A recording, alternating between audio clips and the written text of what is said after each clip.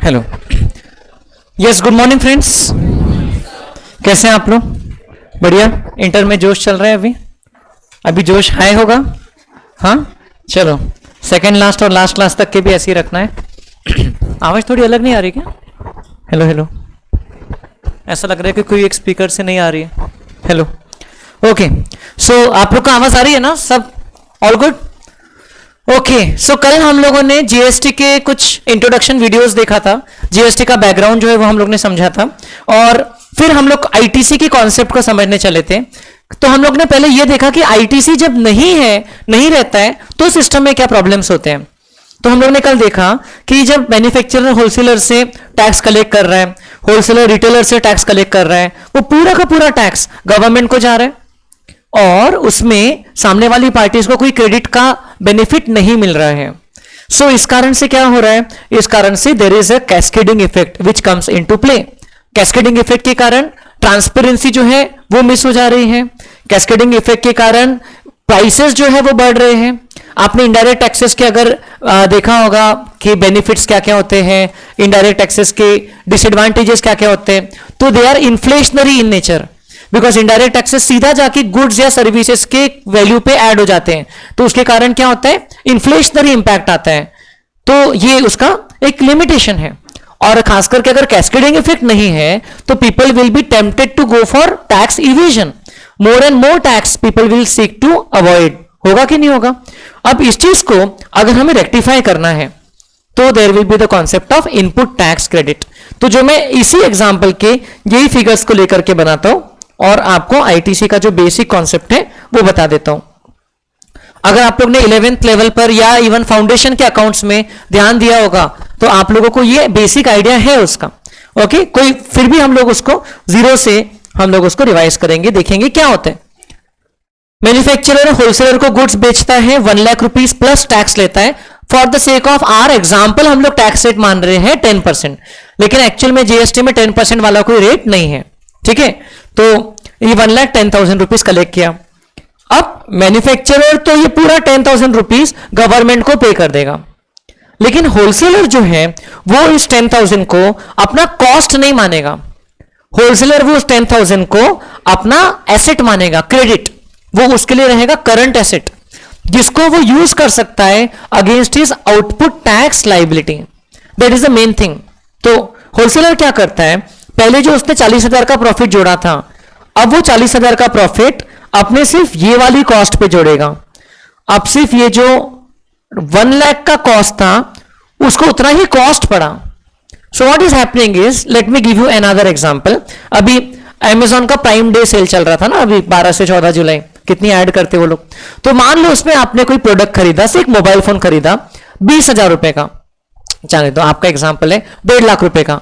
आप लोगों ने 20,000 का क्या खरीदोगे आप बड़े लोग? तो 1.5 लाख रुपए का मोबाइल फोन खरीदा आपने, और उसमें उसने 20,000 का कैशबैक दिया आपको। ठीक है, तो आपके दिमाग में वो फोन कितने का पड़ा आपको? 1,30,000 का। बस ये कैशबैक उसी तरीके से, ये क्रेडिट भी कैशबैक की तरह है। आपको उतना कैशबैक मिल गया, बट वो कैशबैक आपको अमेजॉन बैलेंस में मिल रहा है। अमेजॉन पे का जो बैलेंस होता है उसमें मिल रहा है, डायरेक्ट आपके बैंक अकाउंट में नहीं आ रहा है। तो भी कैशबैक तो कैशबैक है। अब उसको आप यूज कर सकते हो with in the allowed time against next purchase. आप इसके बाद जो परचेस कर रहे हो, आप मोबाइल फोन खरीद लिया, अब आपको एयरपोर्ट्स चाहिए, एयरपोर्ट्स खरीदा आपने अब 26,000 के। 26,000 के एयरपोर्ट्स खरीदने के लिए आप क्या करोगे? एयरपोर्ट्स प्रो वाले, और एयरपोर्ट्स प्रो उसमें भी सारा जो नॉइस कैंसलेशन वगैरह सबसे महंगा वाला। मेरी नॉलेज में 26,000 है, आप लोग ज्यादा अपडेटेड रहते हो। तो 26,000 वाला खरीदा, आप उसको पूरा 26,000 आप पे करोगे बैंक अकाउंट से, कि कितना पे करोगे? सिर्फ 6,000, क्योंकि 20,000 आपके पास कैशबैक के रूप में वॉलेट में पड़ा था। बस ये आईटीसी भी उसी तरीके से वर्क करता है। इस आईटीसी को हम लोग नेक्स्ट लाइबिलिटी के पेमेंट में यूज कर सकते हैं। सो ये मिस्टर डब्ल्यू जो है उसको ये 1 लाख पे 40,000 का, 1 लाख पे ही 40,000 का प्रॉफिट उसका ऐड करना है, क्योंकि उसका कॉस्ट 1,10,000 पड़ी ही नहीं। भले ही उसका कैश आउटफ्लो 1,10,000 हुआ, बट उसको कॉस्ट कितने की पड़ी? 1 लाख की। और 40,000 रुपीज का उसने 1 लाख पे प्रॉफिट ऐड किया, और अब उसने आगे गुड्स सेल किया ₹1,40,000 में। व्हाट वी आर अज्यूमिंग कि ये पर्सन अपना प्रॉफिट मार्जिन नहीं बढ़ा रहा है, क्रेडिट मिल रहा है, प्रॉफिट मार्जिन उतना ही रुपीस था, परसेंटेज में नहीं बोल रहा हूं, एब्सोल्यूट टर्म्स में बोल रहा हूं, 40,000 का प्रॉफिट कमाया। अब 1,40,000 पे टैक्स आएगा, कितना आएगा 14,000, उस फिगर का 10%, तो टोटल हो गया 1,54,000। Already you are seeing the impacts now. Retailer को जो चीज पहले 1,65,000 की पड़ रही थी, अब वो थोड़ी सस्ती हो गई है। और दूसरी बात, यहां पर होलसेलर भी रजिस्टर्ड है, रिटेलर भी रजिस्टर्ड है, ओके, मैन्युफैक्चरर तो था ही, तो रिटेलर भी इसका क्रेडिट ले सकता है। रिटेलर होलसेलर को कितना अमाउंट पे करेगा, 140 प्लस 14, 1,54,000। अब रिटेलर आगे क्या करेगा, ये अपना जो आउटपुट टैक्स है वो पे करने के लिए ये इनपुट का क्रेडिट ले लेगा। अब ये जो मैंने लिखा, होलसेलर की बात करते सबसे पहले, होलसेलर विल नॉट पे ₹14,000 टू द गवर्नमेंट। होलसेलर की आउटपुट टैक्स लाइबिलिटी कितनी रहेगी, 4,000 नेट, ओवरऑल 14,000 है, लेकिन उसकी गवर्नमेंट को जो टैक्स देगा, ये देखिए, मैन्युफैक्चरर के लिए आउटपुट टैक्स लाइबिलिटी थी 10,000। Are you getting familiar with the terms? Output tax liability मतलब उसके आउटपुट सप्लाई पे जो टैक्स लाइबिलिटी आ रही है उसको हम लोग क्या बोलते हैं, output tax liability, OTL, simple. अब होलसेलर क्या कर रहा है, होलसेलर की आउटपुट टैक्स लाइबिलिटी है 14,000, लेकिन वो पे करने के लिए होलसेलर यूज करेगा इनपुट टैक्स क्रेडिट जो उसने क्लेम किया था, और वो कितने रुपए का क्लेम किया था, 10,000 का। तो होलसेलर बोलेगा कि मेरे पास तो 10,000 का बैलेंस ऑलरेडी पड़ा है जो मैंने गवर्नमेंट को पहले ही पे कर दिया था, ओके, डायरेक्टली नहीं, इनडायरेक्टली। किसके थ्रू पे किया था, मैन्युफैक्चरर के थ्रू, लेकिन उसका बेनिफिट किसको मिल जाता है, होलसेलर को।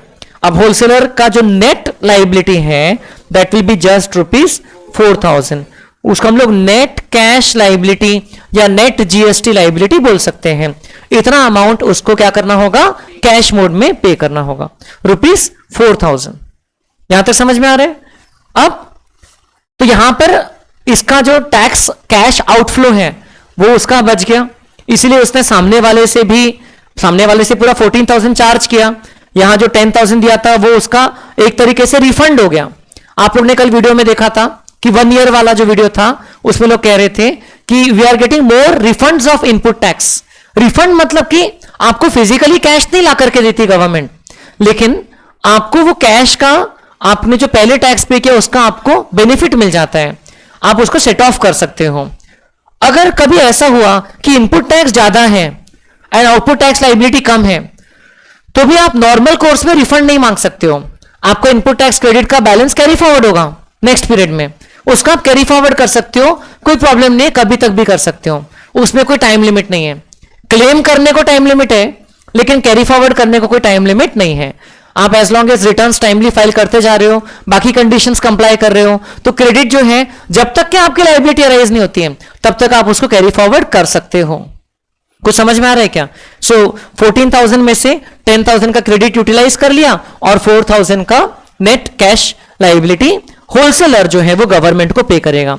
अब गवर्नमेंट का रेवेन्यू हिट लेगा। यहां पर गवर्नमेंट को पहले 10,000 मिला, अभी सिर्फ 4,000 मिला, तो जो गवर्नमेंट का टोटल है ये चेंज होने वाला है। पहले गवर्नमेंट को मिला 10,000 माइनस 0, नेट कितना मिला 10,000। अब गवर्नमेंट को सेकेंड स्टेज पे मिला 4,000। अब रिटेलर के लिए जो सेल वैल्यू है वो चेंज हो जाएगा, ये तीनों वैल्यूज चेंज हो जाएगी। अभी पहले उसने 25,000 का प्रॉफिट मार्जिन ऐड किया था, अब वो 25,000 का, अच्छा सॉरी 15,000 का, अब वो 15,000 इसमें ऐड करेगा, 1,55,000। इसमें क्यों ऐड करेगा? क्योंकि ये उसके लिए कॉस्ट है। The biggest difference is now the cost reduces. जैसे ही आपको आईटीसी मिल रहा है तो आपका कॉस्ट क्या हो रहा है? कम हो रहा है। तो पहले आपको जो चीज थी वो ज्यादा की पड़ रही थी क्योंकि आपको उसका कोई इनपुट टैक्स का क्रेडिट नहीं मिल रहा था।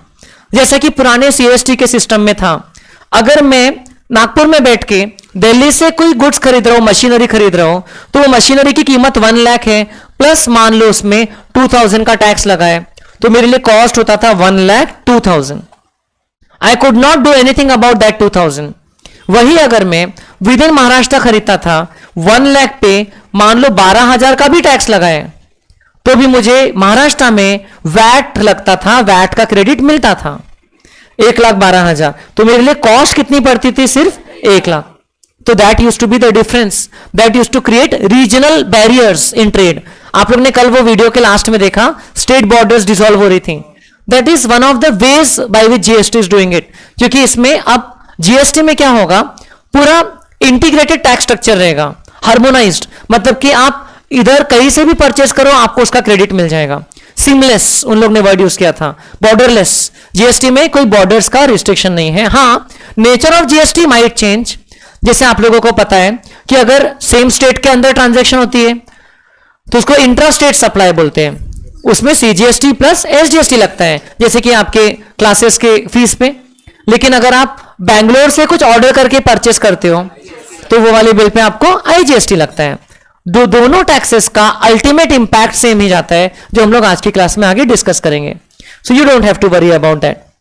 अब ये जो पर्सन है, ये अपनी 15,000 की मार्जिन जोड़ करके आगे 1,55,000 बेस प्राइस पे कस्टमर को, अब वो बेचारा कस्टमर नहीं है, वो कंज्यूमर हो गया है, कंज्यूमर को गुड्स का प्राइस लगाता है 1,55,000 प्लस जीएसटी।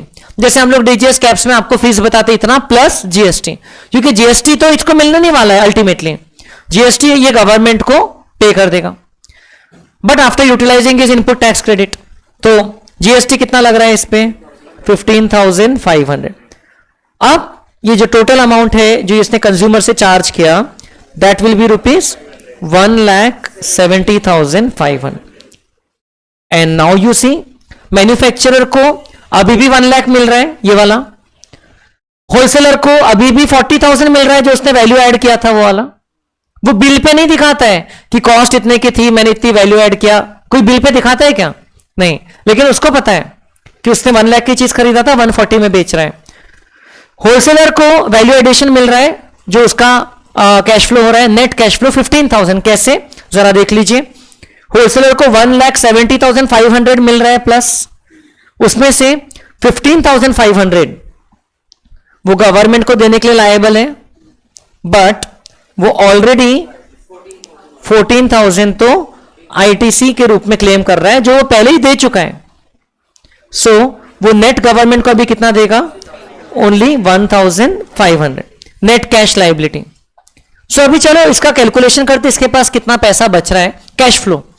इसके पास 1,70,500 आ रहा है, ये स्टेज में 1,500 रुपए जा रहे हैं, और पहले कितना गया था? 1,54,000 गया था। तो अब आप देख लीजिए कितना बचा? 15,000। नेट कैश फ्लो इसका उतना ही है जितना इसने वैल्यू एडिशन किया था, सो ₹15,000। सो तीनों पार्टीज को जितना प्रॉफिट कमाना था उतना उन लोग ने कमा लिया। अब यहां पर ये वाले सिस्टम के कारण क्या हो गया? गवर्नमेंट को जो टैक्स मिल रहा है वो कम हो गया। And how is it still good? Because इससे जो स्कोप है वो बढ़ जाएगा, भले इफेक्टिव रेट कम हो गया। देखो गवर्नमेंट को टोटल कितना मिल रहा है? गवर्नमेंट को अब टोटल मिल रहा है 15,500, जो कि आप इसके साथ में कंपेयर कर सकते हो, जो कि फाइनल बिल पे लगा, उतना ही अमाउंट अल्टीमेटली गवर्नमेंट को मिला। So there is no cheating here, there is no lack of transparency here. I hope you are understanding. यहां पर बिल्कुल ट्रांसपेरेंटली सब पता है कि गवर्नमेंट को कितना अमाउंट मिल रहा है। As a customer, as a consumer, even if you are unregistered, even if you are unregistered, तो भी आपको पता है बिल पे देखते से कि गवर्नमेंट को आप कितना अमाउंट दे रहे हो टैक्स का।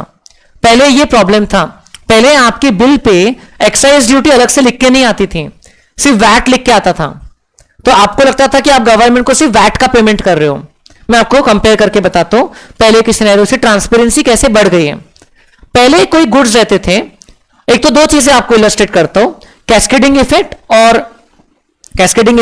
और आपके लैक ऑफ ट्रांसपेरेंसी। ये देखो, अगर आप 1 लाख रुपीज की गुड्स खरीदते थे तो उसमें मैन्युफैक्चर की स्टेज पे 12% का एक्साइज ड्यूटी लग जाता था। 1 लाख का 12% कितना हो गया? 12,000, 1,12,000 रुपए फैक्ट्री से जब गुड्स निकल रहे तो उसका वैल्यू होता था, और ये वैल्यू पे वैट लगता था। वैट 1 लाख पे नहीं लगता था। वैट का रेट जैसे महाराष्ट्र में अलग अलग रेट्स थे अलग अलग टाइप के गुड्स पे, लेकिन one of the rates as applicable at the end was 14.5%, 14.5% rate of VAT. तो ये 1,12,000 का 14.5% लगता था, जो कि होता था 16,240। आप चेक कर सकते। तो टोटल हो गया 1,28,240। कंज्यूमर को बिल इतने का ही मिलता था। कंज्यूमर को बिल में सिर्फ दिखता था कि 14.5% का टैक्स लगा है, लेकिन एक्चुअल में टैक्स कितना लगा था उसमें? 28,240। Are you able to understand? तो यहां पर दो प्रॉब्लम्स क्रिएट हो गए। एक cascading effect, again tax on tax, क्योंकि एक 12 पे टैक्स लगा है, एक पे नहीं लगा है। ये 12,000 पे भी टैक्स लगा है ना। और दूसरी बात यहां पर क्या होता था कि कंज्यूमर को यहां पर लगता था कि गवर्नमेंट सिर्फ 14.5% टैक्स ले रही है। फिर गवर्नमेंट ने जीएसटी लाया, और ये प्रोडक्ट्स जिन पे एक्साइज ड्यूटी और वैट दोनों लगता था, जो कि ऑलमोस्ट हर ही गुड्स पे लगता था, मैन्युफैक्चर करने पर सेंट्रल गवर्नमेंट लगाती थी एक्साइज ड्यूटी, और स्टेट गवर्नमेंट लगाती थी सेल करने पर, within the state sale करने पर वैट। तो क्या हुआ? ये जैसे ही गवर्नमेंट ने जीएसटी लाया तो ये दोनों टैक्सेस हटा दिया। गवर्नमेंट ने बोला कि आप वैल्यू रखो 1 लाख रुपीस और उसमें जीएसटी पे कर दो, फॉर एग्जाम्पल 28%। तो अपोजिशन ने और लोगों ने कैसा नैरेटिव बनाया कि अरे टैक्स रेट जो पहले की 12-14% था अब 28% कर दिया गवर्नमेंट ने, क्योंकि कंज्यूमर को बिल में दिखने लग गया 28,000 का टैक्स। 28% कंज्यूमर को कितना पे करना पड़ रहा है? 1,28,000। बताइए मुझे, which system is more transparent? GST वाला। In which system the consumer can actually see कि कितना टैक्स गवर्नमेंट को जा रहा है? जीएसटी में। जबकि यहां पर ये एक्साइज ड्यूटी सिर्फ जो मैन्युफैक्चरर टू मैन्युफैक्चरर वाला इनवॉइस था ना, उसमें दिखाते थे वो अलग से, लेकिन जो बाद में फर्दर सेल होता है, एक बार ट्रेडर के हाथ में आ गया तो वो एक्साइज ड्यूटी को शो करना बंद कर देता था, बिकॉज ट्रेडर को सिर्फ वैट एक्ट में रजिस्ट्रेशन लेना था, ट्रेडर को एक्साइज ड्यूटी से कुछ लेना देना नहीं था। तो there were this problems. Same goods पे एक्साइज ड्यूटी प्लस वैट लग तो रहा है, लेकिन किसी को कुछ पता नहीं। और यहां पर ये लोग वैट का रेट अपनी मर्जी से बढ़ा रहे, state government, there is no control of the centre on that. हर एक स्टेट में अलग अलग वैट एक्ट चल रहा है। So there were definitely this problems, there were this problems of lack of transparency and multiplicity of taxes. Obviously दो taxes आ गए तो दो अलग अलग रिटर्न्स फाइल करना पड़ेगा। रिटर्न मतलब जिसमें हम इंफॉर्मेशन देते कि हमने इतने रुपए का सप्लाई किया, सेल्स किया ड्यूरिंग द मंथ, और सो एंड सो पार्टीज को किया। So there were lot of problems in the earlier system. फिर उसके रिकंसिलिएशंस, आपका वैट के हिसाब से, वैट के रिटर्न में जो आपने टर्नओवर बताया है और इनकम टैक्स में जो टर्नओवर बताया है और आपकी बुक्स ऑफ अकाउंट में जो ऑडिटेड स्टेटमेंट में टर्नओवर दिख रहा है, उसको रिकंसाइल करो, क्योंकि कोई चीज कहीं इंक्लूड होती है, कहीं इंक्लूड नहीं होती है। So there were lot of issues in the earlier system. अभी इश्यूज पूरे सॉर्ट आउट तो नहीं हुए, लेकिन अभी इतने सारे टैक्सेस की जगह पर एक ही टैक्स के इश्यूज बचे हैं। Okay, it is like having multiple girlfriends and having one girlfriend, and girls का एंगल से दूसरा, उल्टा सोच लो। तो मतलब आई एम जस्ट सेइंग कि having a girlfriend is an issue, ठीक है, and for girls having a boyfriend is an issue. तो अब आप मल्टीपल इशू संभालना चाहोगे कि एक इशू संभालना चाहोगे?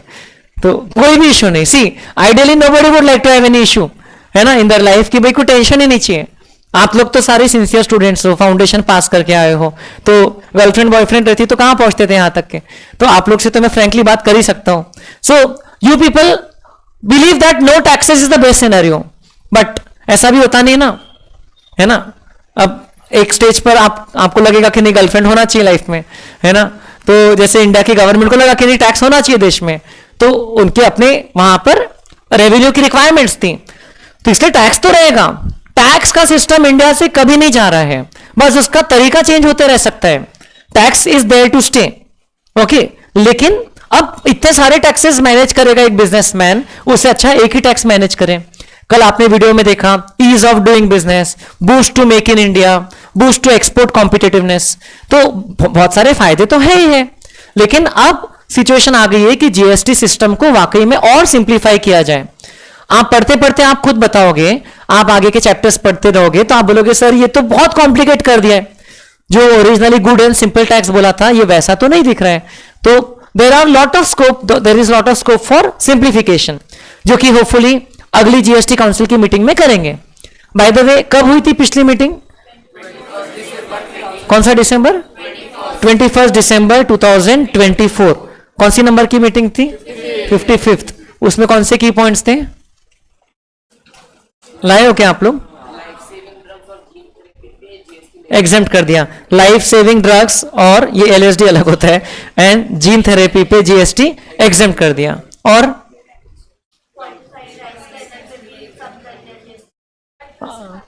अच्छा 18 से 5% रेट कर दिया। और हाँ हाँ, कैरेमल पॉपकॉर्न पे 18% और पैकेज्ड पॉपकॉर्न पे 12%।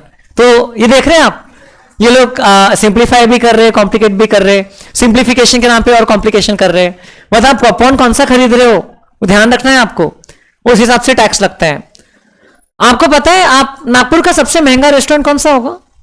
सबसे महंगा रेस्टोरेंट नागपुर का, बहुत महंगा एकदम, ली मेरिडियन। और कोई?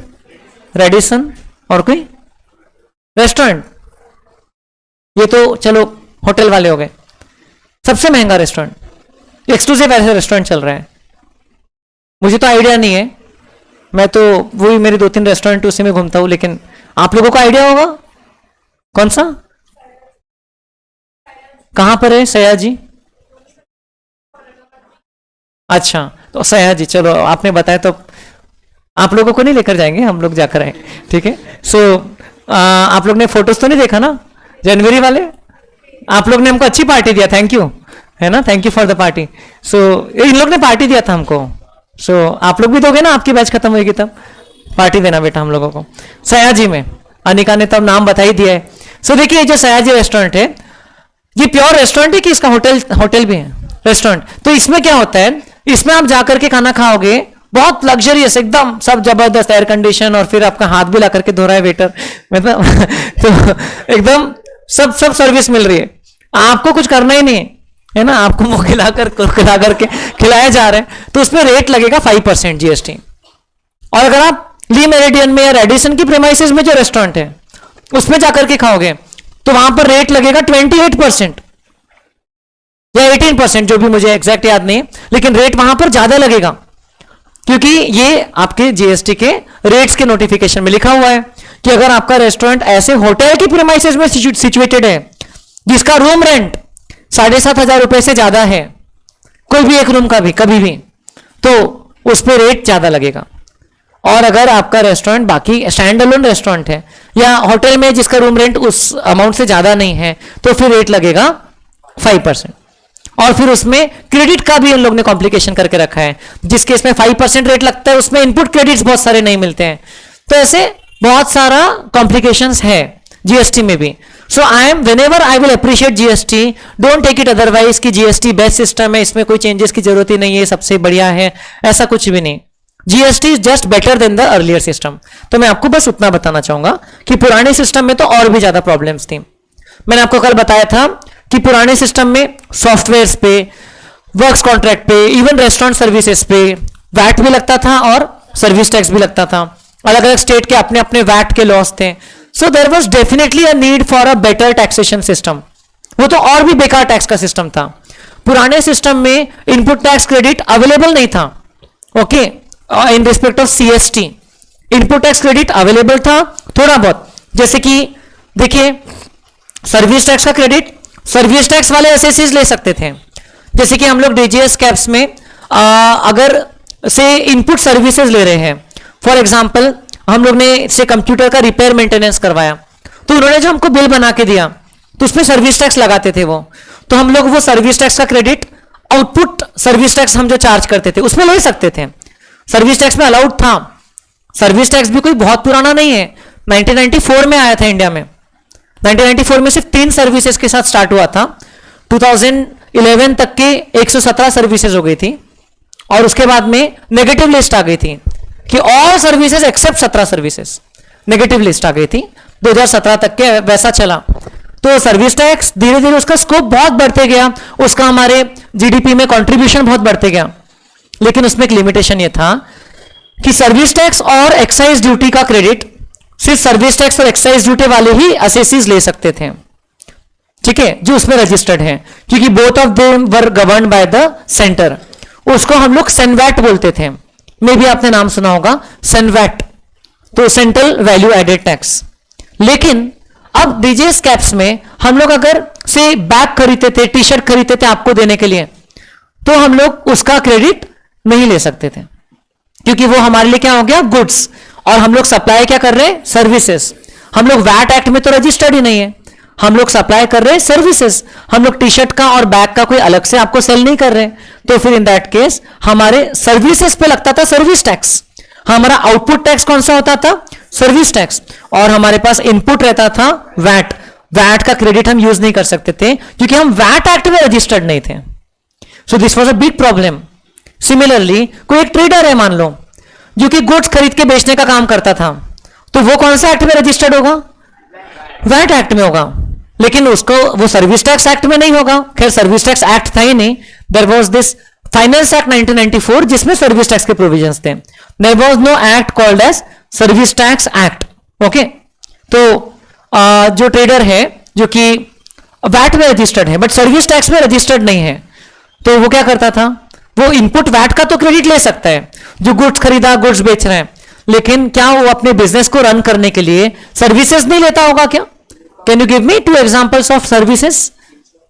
इंश्योरेंस सर्विस लेता होगा गुड्स के ट्रांसपोर्टेशन के वक्त, और इलेक्ट्रिसिटी खैर गुड्स में क्लासिफाई होता है, और इलेक्ट्रिसिटी इज गुड्स, हाँ सर्विस नहीं है, और ट्रांसपोर्टेशन, और repair maintenance, cleaning and housekeeping, accounting and auditing, अपनी सर्विसेज को भूल गए आप।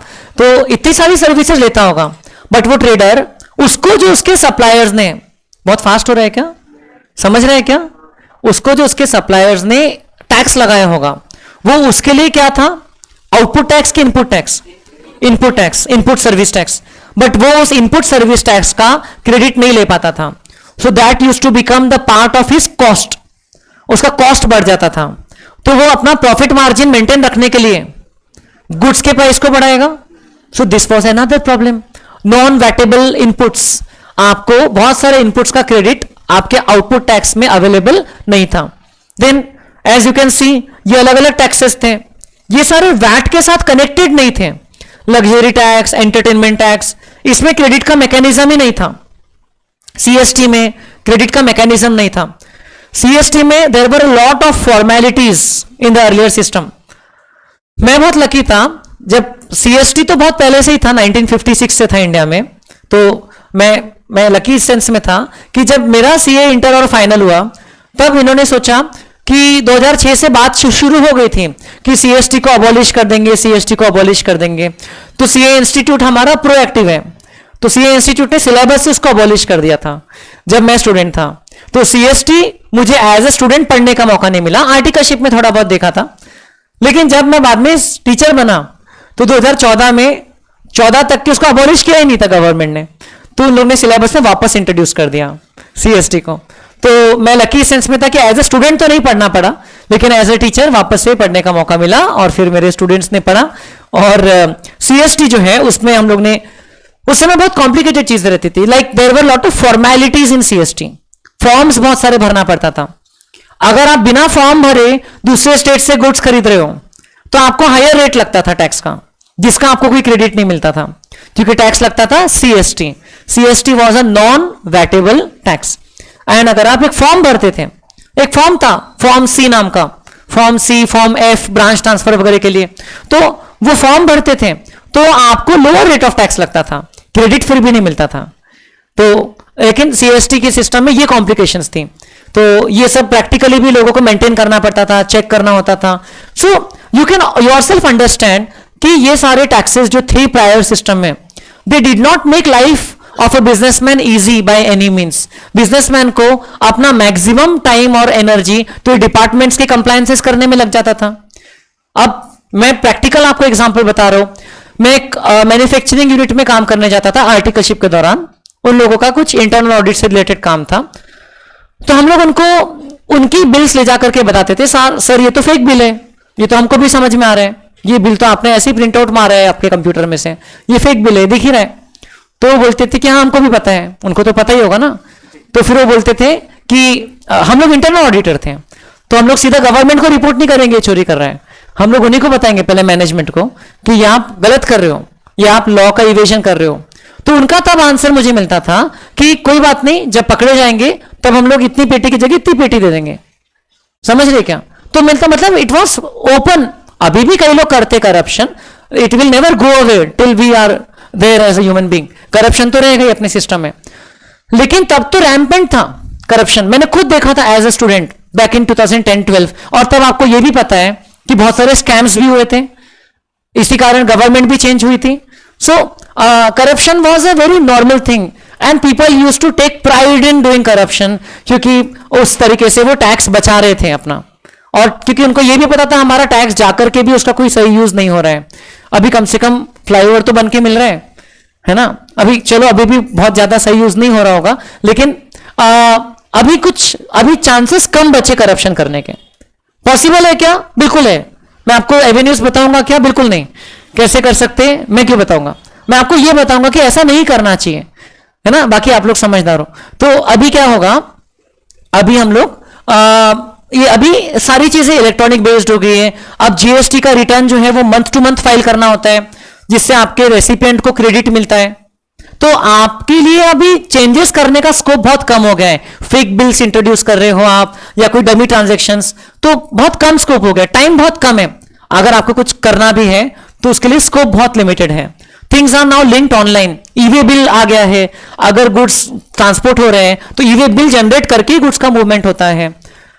सो अभी डमी मतलब बिना बिल बनाए गुड्स का मूवमेंट नहीं कर सकते हो आप, या गुड्स का मूवमेंट किए बगैर बिल नहीं बना सकते। It's not that easy.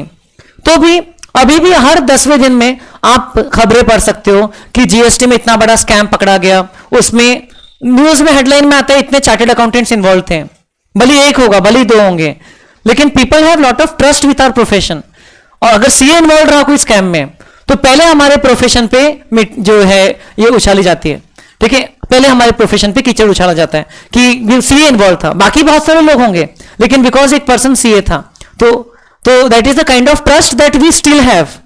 बहुत सारे जो स्कैम्स होते हैं उसमें कभी कभार सीए लोग इन्वॉल्व होते हैं। Okay, there are black sheep in every profession. तो वो लोग हाईलाइट हो जाते हैं। अभी भी होते हैं स्कैम, लेकिन अब उसका जो फ्रीक्वेंसी एंड इंटेंसिटी है वो अब धीरे धीरे थोड़ा कम हो गया है कंपेयर टू जिस स्केल पे पहले होता था, जब सारा काम मैन्युअल होता था। जीएसटी में एक सबसे बड़ा चेंज ये भी हो गया है कि मैक्सिमम चीजें जो है वो ऑनलाइन मोड से होती हैं, right from return filing to refund application to registration everything. अब उसमें भी अब खबरें आ रही है पिछले 1-2 सालों से, जो मैं सीए फोरम्स का पार्ट हूं या अलग अलग ग्रुप्स में रीड करता हूं, जो प्रैक्टिस में मेरे फ्रेंड्स हैं, तो ये पता चलता है कि रजिस्ट्रेशन में अब बहुत इश्यूज आ रहे हैं। हम लोग रजिस्ट्रेशन चैप्टर में पढ़ेंगे कि रजिस्ट्रेशन ग्रांट करने के लिए इनको टाइम लिमिट रहती है, ज्यादा तकलीफ नहीं देना इन्होंने क्लाइंट्स को, मतलब असेसीज को। असेसी मतलब टैक्स पेयर बोल सकते हैं in simple words, person who is liable to pay tax. लेकिन प्रैक्टिकल में अब वापस से थोड़ा सा डिफिकल्टी जा रही है। जो ऑफिसर्स हैं वो लोग अटका दे रहे हैं, कभी कभार कोई फिल्मसिकल रीजन के कारण अटका दे रहे हैं कि आपका ये डॉक्यूमेंट लाओ वो डॉक्यूमेंट लाओ, जो कि अदरवाइज मैंडेटरी नहीं भी है। और फिर थोड़ा बहुत आप उनको करप्शन कर दोगे, ब्राइब दे दोगे तो काम हो जाता है। ऐसा सुनने में आता है, मैं किसी पे एलिगेशन नहीं डाल रहा हूं, एलिजिटली ऐसा हो रहा है अभी। Are you understanding? तो सिस्टम तब तक कि फुल प्रूफ नहीं होगा जब तक कि सारे एग्जेम्पशंस ना हट जाए, जब तक कि सब कुछ ऑनलाइन ना हो जाए, जब तक कि मैनुअल इंटरफेरेंस रहेगा, तब तक के सिस्टम में सब्जेक्टिविटी का स्कोप रहेगा और थोड़ा बहुत ये करप्शन का तो स्कोप रहेगा ही रहेगा। सो जीएसटी आने के बाद में फायदे तो बहुत हुए हैं। Can you now tell me what are the benefits और what is the need for GST? पुराने सिस्टम में क्या प्रॉब्लम्स थे जो जीएसटी में आके सॉल्व हो गए? एक एक करके बता सकते हो? इतना सारा जो हम लोग ने डिस्कशन किया, बताइए। what were the problems? Transparency, lack of transparency, and now there is transparency. Yes, removal of interstate barriers. Very good. Input tax credit अब पूरी तरह आ चुका है जीएसटी में। गुड्स एंड सर्विसेज में डिस्टिंग्विशमेंट अभी भी करते, लेकिन अब एक गुड्स का सप्लायर इनपुट सर्विसेज का भी क्रेडिट ले सकता है, क्योंकि उस पर भी जीएसटी ही लगा है। और एक सर्विसेज का सप्लायर इनपुट गुड्स का भी क्रेडिट ले सकता है, गुड्स पे जो टैक्स लगा उसका। जैसे हम लोग डीजीएस कैप्स में आपके लिए जो टी शर्ट खरीद रहे हैं, आपको देने के लिए जो हम लोग रजिस्टर खरीद रहे हैं या बैग खरीद रहे हैं, उसमें जो हमको इनपुट टैक्स अगर लगा होगा तो कुछ कुछ में एग्जेम्प्ट भी होता है, हाँ, उसमें अगर इनपुट टैक्स लगा होगा तो हमको उसका मिल जाता है क्रेडिट। तो हमारी कॉस्ट कम हो गई, देयरफॉर कॉस्ट कम हो गई, उसके कारण जो हमारा जो प्रॉफिट मार्जिन ऐड करना होगा तो वो ऐड करके जो कंज्यूमर को चार्ज किया वो भी कम हो गया। What else? टाइम कंज्यूमिंग था पहले का सिस्टम, जिसमें आपको मल्टीपल टैक्सेस का कंप्लायंस करना रहता था, सबकी अलग अलग ड्यू डेट्स, सबकी अलग अलग डेफिनेशंस। एंड अब जीएसटी में जो है टाइम लगता है लेकिन कंपेरेटिवली कम लगता है, क्योंकि आपको उतना ही कंप्लायंस करना है। What else? इंटरस्टेट बैरियर्स हो गया है। Encouraging it is a boost to make in India, okay, because अभी ये जो ट्रांजेक्शन है, अब ये सप्लाई चेन जो उसको बूस्ट मिला है। Yes, what else? Anybody? Removal of cascading effect है ना, जैसे ही आईटीसी अवेलेबल हो गया तो वैसे कैस्केडिंग इफेक्ट जो है वो रिमूव हो गया है। Uniformity of taxes by reducing the multiplicity of taxes. पहले मल्टीपल टैक्सेस थे, अब यूनिफॉर्मिटी आ गई है अक्रॉस इंडिया, ओके। अब वो सेम टाइप की गुड्स आप इंडिया में कहीं से भी खरीदो, कैरेमल वाले पॉपकॉर्न आप इंडिया में कहीं से भी खरीदो, उस पर सेम रेट लगेगा, लेकिन जो आपके दूसरे पैकेज्ड पॉपकॉर्न थे उसमें भी सेम रेट लगेगा, लेकिन कैरेमल वाले पॉपकॉर्न से अलग रेट लगेगा। So there are still this concerns. So मैंने आपको कल बताया था, आपकी किताब में कंसर्न्स वाला एक छोटा सा पैराग्राफ है, उसमें क्रॉस लगा दो, सिलेबस में नहीं है, लेकिन अभी जानकारी के लिए पढ़ना है तो पढ़ सकते हो। If you want to just read it for जो नॉलेज पर्पसेस, आप उसको रीड कर सकते हो। मिला क्या आपको? पेज नंबर 8, यहां पर बहुत सारे कंसर्न्स लिखे हैं। सर्विस टैक्स का इफेक्टिव रेट बढ़ गया, मैक्सिमम सर्विसेज पे अब रेट 18% हो गया, right. If actual benefit is not pass to the consumer and seller increases the profit margin, then the price of goods can see a rising trend. जैसे हमने हमारे example में क्या माना कि सेलर प्रॉफिट मार्जिन उतनी ही रख रहा है, लेकिन अगर वो प्रॉफिट मार्जिन बढ़ाएगा तो फिर तो गलत हो जाएगा, क्योंकि इफेक्टिव जीएसटी रेट ज्यादा रहेगा compare to the earlier rates. In the short term there will be transitional issues. चलो अब तो 8 साल हो गए जीएसटी आने को, तो उस समय जो लोग पुराने सिस्टम से नए में शिफ्ट हो रहे थे, और ये भी मिड ऑफ द ईयर से आया था, 1 जुलाई से, मतलब 3 महीने आपने पुराने सिस्टम के हिसाब से रिटर्न्स फाइल किया है, टैक्स पे किया है। अब उसी साल के बीच में से, नए साल की शुरुआत में से भी नहीं, उसी साल के बीच में से आपको क्या करना है, अब जीएसटी अपने सिस्टम में इनकॉर्पोरेट करना है। सो ट्रांजिशनल इश्यूज रहते हैं। पेट्रोलियम प्रोडक्ट्स अभी भी एक्सक्लूडेड है, तो पेट्रोल पे अभी भी जीएसटी नहीं लगता है, एक्साइज और वैट लगता है पेट्रोल पे, और ये भी स्टेट गवर्नमेंट का, ओके। उसका क्रेडिट अभी भी मिलता नहीं है। You can not claim any credit on taxes that you पे ऑन पेट्रोल और डीजल। तो उसके कारण कैस्केडिंग इफेक्ट तो अभी भी ट्रांसपोर्ट सेक्टर में है। ट्रांसपोर्ट सेक्टर का मेन इनपुट तो पेट्रोल है ना, मेन जो कॉस्ट है, तो उसका उनको क्रेडिट नहीं मिलता है। तो आगे फ्यूचर में आ सकता है पेट्रोल जीएसटी में, बीच बीच में स्टेटमेंट आते रहते हैं गवर्नमेंट के, ओके, फाइनेंस मिनिस्टर के या किसी के, लेकिन जब तक आता नहीं है तब तक के कैस्केडिंग इफेक्ट तो लागू है। समझ रहे बेटा? रिकॉर्ड कीपिंग के प्रॉब्लम्स है जीएसटी में। प्रॉब्लम्स मतलब अब जीएसटी के हिसाब से रिकॉर्ड कीपिंग आपको अपडेट करना रहेगा। हम लोग अकाउंट्स एंड रिकॉर्ड्स चैप्टर देखेंगे, तो रिकॉर्ड तो बनाना ही है। आप अपने खुद के बिजनेस को अच्छा से रन करने के लिए ही रिकॉर्ड बनाते हो, लेकिन टैक्सेस के लिए कभी आपको एक्स्ट्रा कंप्लायंस करना पड़ता है, एक्स्ट्रा रिकॉर्ड्स मेंटेन करना होता है, जो कि पहले भी था actually. Heavy requirement with respect to return filing. अब जीएसटी में क्या होता है, ये जो सप्लाई होते हैं इसको बोलते हैं B2B, मतलब बिजनेस टू बिजनेस, जहां पर रजिस्टर्ड पर्सन को सप्लाई कर रहा है, और ये होता है B2C, अनरजिस्टर्ड को सप्लाई कर रहे। तो जो B2B सप्लाईज होते हैं, इसमें सामने वाले को क्रेडिट चाहिए अगर, तो ये मैन्युफैक्चरर ने उसके आउटवर्ड सप्लाई के रिटर्न में, उसके आउटवर्ड सप्लाई के रिटर्न में वो ट्रांजैक्शन का एंट्री बताना चाहिए कि मैंने so and so registration number वाले पार्टी को मैंने इस डेट को इतने वैल्यू का इनवॉइस जो है वो सप्लाई किया था, इतने वैल्यू के इनवॉइस के गुड्स या सर्विसेज सप्लाई किया था। तो उतने इनवॉइस लेवल पर, डिटेल लेवल पर जो है रिपोर्टिंग होता है और वो फिर इनके रिटर्न में रिफ्लेक्ट होता है। आगे रिटर्न चैप्टर में हम पढ़ेंगे आज से अराउंड 1.5-2 महीने के बाद, लेकिन यहां पर देखो आप, इनको इनका जीएसटीआर 1 नाम का एक रिटर्न होता है। इसमें मैन्युफैक्चरर क्या करेगा, बताएगा कि मैंने ये आउटवर्ड सप्लाईज किया है। उसको टेक्निकली रिटर्न बोलते भी नहीं है, उसको स्टेटमेंट ऑफ आउटवर्ड सप्लाईज बोलते हैं। और इनका होता है जीएसटीआर 2B, जिसमें ये सिस्टम से ऑटोमेटिकली दिखने लगता है। क्या दिखने लगता है कि उसने आपको इतने का सप्लाई किया था। ये होता है डिटेल्स ऑफ इनवर्ड सप्लाईज, आपको क्या क्या सप्लाई मिले वो आपके इसमें रिफ्लेक्ट होगा तो ही आपको क्रेडिट मिल सकता है। सो इस तरीके का उन लोग ने चेकिंग का मैकेनिज्म डाल दिया है। इससे प्रॉब्लम्स तो सप्लायर के भी बढ़ गए और रेसिपिएंट के भी बढ़ गए। अगर सप्लायर आपका कंप्लायंस नहीं करता है तो रेसिपिएंट को क्रेडिट नहीं मिलेगा, क्योंकि सप्लायर को उसके जीएसटीआर 1 में डिस्क्लोज करना पड़ेगा, तभी रेसिपिएंट की इसमें रिफ्लेक्ट होगा और तभी रेसिपिएंट क्या कर सकता है, क्रेडिट ले सकता है। Are you understanding the word supplier and recipient? W recipient है ये वाले ट्रांजैक्शन में और M क्या है, सप्लायर। तो ये जो है इस केस में the compliance is very hectic. Recipient हमेशा सप्लायर पे प्रेशर बना के रखेगा कि आप रिटर्न फाइल करो टाइम से ताकि हमको क्रेडिट मिले। सो इसको बोलते हैं सेल्फ पुलिसिंग मैकेनिज्म। आपने उस दिन मुझे पूछा था ना कि एडमिनिस्टर करना जीएसटी क्यों आसान है कंपेयर टू इनकम टैक्स, क्योंकि जीएसटी में ये इनवॉइस मैचिंग का मैकेनिज्म है। यहां पर सप्लायर अगर इनवॉइस का डेटा अपलोड ही नहीं करेगा तो रेसिपिएंट को क्रेडिट नहीं मिलेगा।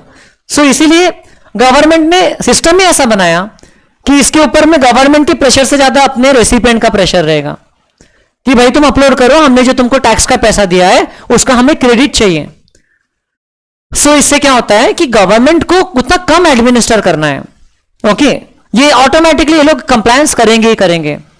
जैसे कि मैं अगर डीजीएस कैप्स को सर्विसेज देता हूं और जीएसटी चार्ज करता हूं तो I will be DGS caps के जो अकाउंट्स ऑफिसर है वो मेरे पीछे पड़े रहेंगे कि रिटर्न फाइल करो, रिटर्न फाइल करो, ताकि डीजीएस कैप्स को उसका क्रेडिट मिल सके, वरना गड़बड़ हो जाएगी ना, कॉस्ट का पार्ट हो जाएगा। So it is all the more important. So invoice wise detail file करना होता है। अब ये रिटर्न जो रहते हैं ये अभी भी मैक्सिमम लोगों के लिए मंथली ही है।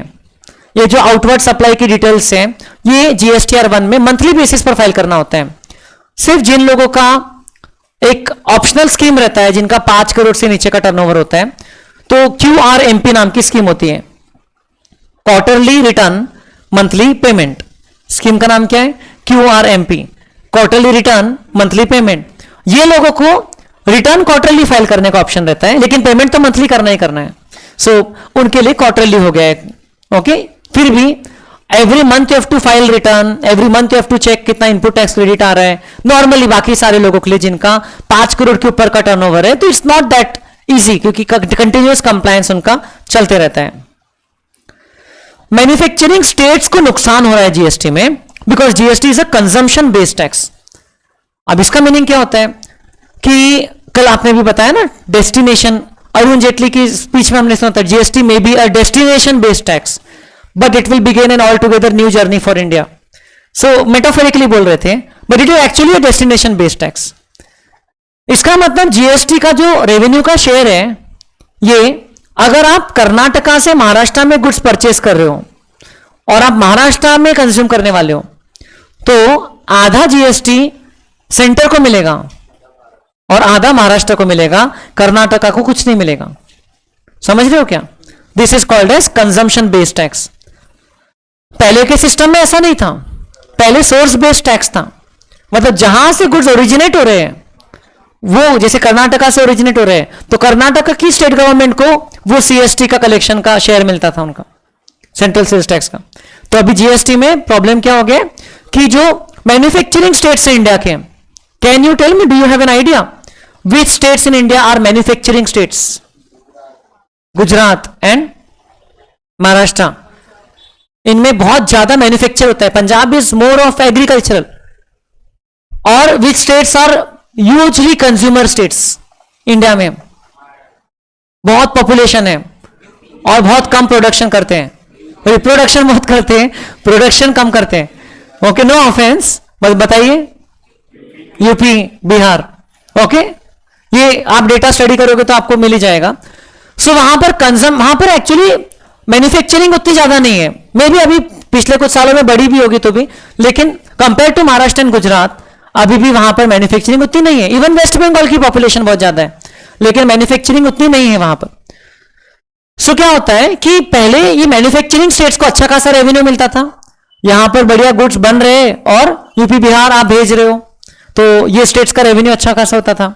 लेकिन अब क्या हो गया, जीएसटी आने के कारण यूपी और बिहार वालों को रेवेन्यू बढ़िया मिल रहे हैं, उन्होंने तो बनाया भी नहीं गुड्स, तो भी वहां पर कंज्यूमर्स ज्यादा है, इसलिए उनको रेवेन्यू मिल रहे हैं।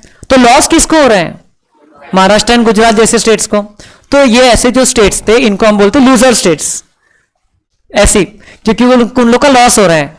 अभी लूजर स्टेट्स को, इनको भी तो जीएसटी में लाना है ना, जीएसटी इंट्रोड्यूस करते वक्त तो सभी को कॉन्फिडेंस में लेना था ना, वरना तो दिक्कत हो जाती थी, because it required constitutional amendment. मजाक बात थी क्या? तो इन लोगों को प्रॉमिस किया गया कि हम आप लोगों को कॉम्पेंसेशन सेस देंगे, हम आपको कॉम्पेंसेट करेंगे, आपका जो भी नुकसान हो रहा है आने वाले 5 सालों तक के, वो नुकसान की हम लोग भरपाई करके देंगे, डोंट वरी, कॉम्पेंसेशन देंगे। ठीक है, अभी कॉम्पेंसेशन देंगे कहां से? कॉम्पेंसेशन देने के लिए पैसा लगेगा ना सेंटर के पास में, तो देंगे कहां से कॉम्पेंसेशन?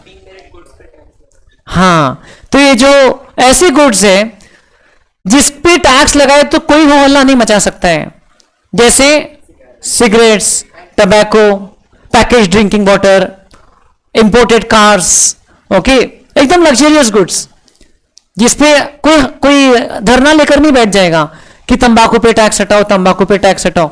तो ऐसे गुड्स पे लगाते जाओ टैक्स, कोई कुछ नहीं बोल सकता है। These are demerit goods. And best part ये है कि इसकी डिमांड भी इनइलास्टिक होती है। आप लोग ने इकोनॉमिक्स में पढ़ा होगा, टैक्स लगा भी देंगे तो भी लोग तो उतना ही खरीदेंगे, शायद ज्यादा खरीदेंगे, स्टेटस सिंबल बन जाएगा, है कि नहीं? सो ऐसे गुड्स पे एक एक्स्ट्रा टैक्स लगाया गया जिसको बोलते compensation cess, over and above GST, और वो टैक्स का जो कलेक्शन हुआ उसकी मदद से ये लूजर स्टेट्स को कॉम्पेंसेशन दिया गया।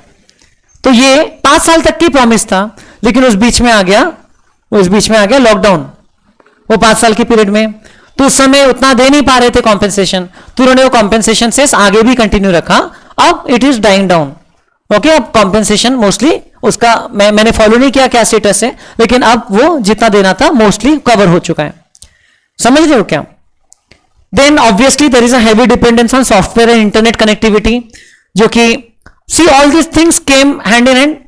जियो का फ्री इंटरनेट भी 2016 में आया, डीमोनेटाइजेशन भी 2016 में हुआ नवंबर में, फिर 2017 में जीएसटी आ गया, तो ऑनलाइन ट्रांजैक्शंस ऑलरेडी हमारी बढ़ने लग गई थी। तो what we can say is GST भी इंटरनेट बेस्ड ही पूरा वर्क करता है, ऑनलाइन बेस्ड टैक्स। तो टाइमिंग बहुत अच्छी हुई उसकी, कंसर्न तो है, लेकिन at this stage internet is not a major issue in many parts of India. In some remote parts it might still be an issue. अब वो लोगों को जीएसटी का कंप्लायंस करने के लिए थोड़े बड़े शहर में जाना पड़ता होगा। Increase in operating cost, okay, अभी आपका कॉस्ट तो थोड़े बढ़ेंगे ना, आपको अगर उतना कंप्लायंस करना है तो आपका उतना एडमिनिस्ट्रेशन और ऑपरेशन का कॉस्ट बढ़ेगा। लेकिन if you compare it with the earlier tax system, तो ऐसा लगता नहीं कि कॉस्ट बढ़ता है, इवेंचुअली तो कॉस्ट कम होता है, क्योंकि सबसे बड़ी बात आपको क्रेडिट मिल रहा है ना इनपुट टैक्स का, तो उससे आपका कॉस्ट कम हो जा रहा है।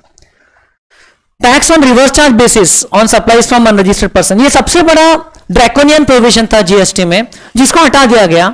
अब सिर्फ एक छोटी मात्रा में एक सिंपल तरीके से एक इंट्रोड्यूस रखा है एक सिंपल सेगमेंट में, लेकिन पहले तो बहुत ही खतरनाक बोले थे कि अगर आप रजिस्टर्ड हो, जो प्रोविजन आया था ओरिजिनली, जो कि 3-4 महीने में उसको हटा भी दिए थे, ऐसा प्रोविजन था कि आप एक रजिस्टर्ड पर्सन हो, से कैप्स लर्निंग प्राइवेट लिमिटेड, और आपने एक अनरजिस्टर्ड पर्सन से कुछ खरीदा, हमने सामने वाले वो पानीपुरी वाले ठेले से पानीपुरी बुलवाया, ओके, नीरज सर को खाने की इच्छा हो रही थी तो पानीपुरी बुलाया उनके लिए, वो पानीपुरी पानीपुरी वाला रजिस्टर्ड नहीं है जीएसटी में फॉर एग्जाम्पल, तो उस पर हमको टैक्स देना पड़ेगा। वो हम लोग ने परचेस किया ना, बिजनेस एक्सपेंडिचर है, तो उस पर हमको रिवर्स चार्ज में टैक्स देना पड़ेगा। उस पर जो भी टैक्स आ रहा है, 20 रुपए की पानीपुरी हुई तो उस पर जो भी टैक्स आ रहा है 5% के हिसाब से 1 रुपए का हमको टैक्स कैलकुलेट करके पे करना पड़ेगा। तो हमारा टोटल खर्चा कितना हो गया 21, बट वो 1 रुपए का फिर हम क्रेडिट भी ले सकते हैं।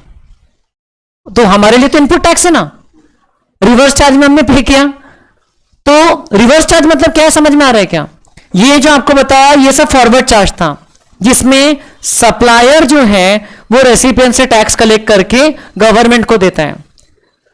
रिवर्स चार्ज में क्या होता है, रिवर्स चार्ज आएगा चैप्टर सी में आगे। क्या होता है, जो रेसिपिएंट है वो सप्लायर को टैक्स नहीं देता है, वो डायरेक्ट गवर्नमेंट को टैक्स पे कर देता है। रिवर्स चार्ज अभी भी कुछ ट्रांजैक्शंस में एप्लीकेबल होता है। उसमें सप्लायर कभी रजिस्टर्ड रहा तो होता है, अनरजिस्टर्ड रहा तो होता है। वो हम लोग लिस्ट देखेंगे, 3 पेज की लिस्ट, ज्यादा बड़ी नहीं है, तो नहीं छोटी है, क्योंकि एग्जाम्पशन की लिस्ट तो बहुत 20 पेज की लिस्ट है, रिवर्स चार्ज की लिस्ट तो 3 ही पेज की है, तो कंपेरेटिवली तो छोटी है ना। तो रिवर्स चार्ज में क्या हो रहा है, रेसिपिएंट टैक्स देने को लायबल है, और है तो वो रेसिपिएंट की इनपुट टैक्स ही, तो रेसिपिएंट उसका क्रेडिट भी ले लेगा। तो नेट इंपैक्ट क्या पड़ेगा उसका, 0। मतलब पहले टैक्स दो फिर उसका क्रेडिट लो, तो प्लस माइनस करके 0, लेकिन उतना सारा कंप्लायंस बढ़ जाता है। So this was a very big concern when the GST provisions were introduced. फिर उसको उन लोग ने 3-4 महीने के अंदर ही, if I am not wrong, 1 जुलाई को जीएसटी आया था, शायद 15 या 14 नवंबर से उसको हटा दिया था, क्योंकि लोग कंप्लाई नहीं कर पा रहे थे। और उसका इंटेंशन ये था कि जो इकोनॉमी में जो ट्रांजेक्शंस अनऑर्गेनाइज सेक्टर के थ्रू हो रही है, वो भी, उसका भी डेटा कलेक्ट हो जाए। ऑब्जेक्टिव रेवेन्यू कलेक्शन का नहीं था, डेटा कलेक्शन का था। लेकिन इसके कारण लोग क्या कर रहे थे, लोग अनरजिस्टर्ड लोगों से खरीदना ही बंद कर दे रहे थे, तो इससे तो और ज्यादा गैप वाइड हो जाएगी ना। सो ये अल्टीमेटली हटा दिया गया। अब वो बहुत स्मॉल स्केल पे एप्लीकेबल है। कुछ पूछना है आपको? ब्लैक मनी भी जनरेट होता था ना, क्योंकि yes people will avoid it, क्योंकि भाई अब हर ट्रांजैक्शन में टैक्स देना है, तो कुछ कैश में कर लो, बताओ ही मत, ट्रांजैक्शन डिस्क्लोज ही मत करो।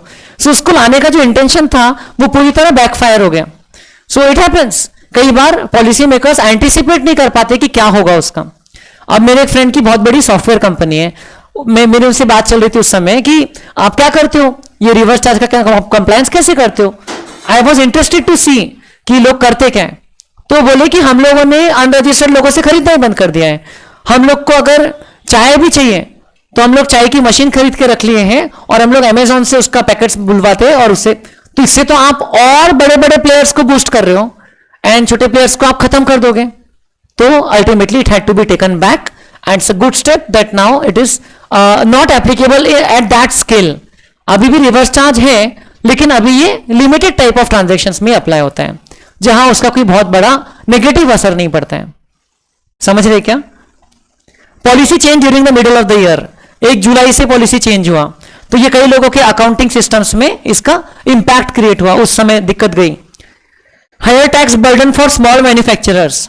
पहले एक्साइज ड्यूटी में क्या होता था, 1.5 करोड़ का थ्रेशोल्ड एग्जेम्पशन था, मतलब 1.5 करोड़ तक का जिसका टर्नओवर है उसको एक्साइज में रजिस्ट्रेशन लेने की रिक्वायरमेंट नहीं थी।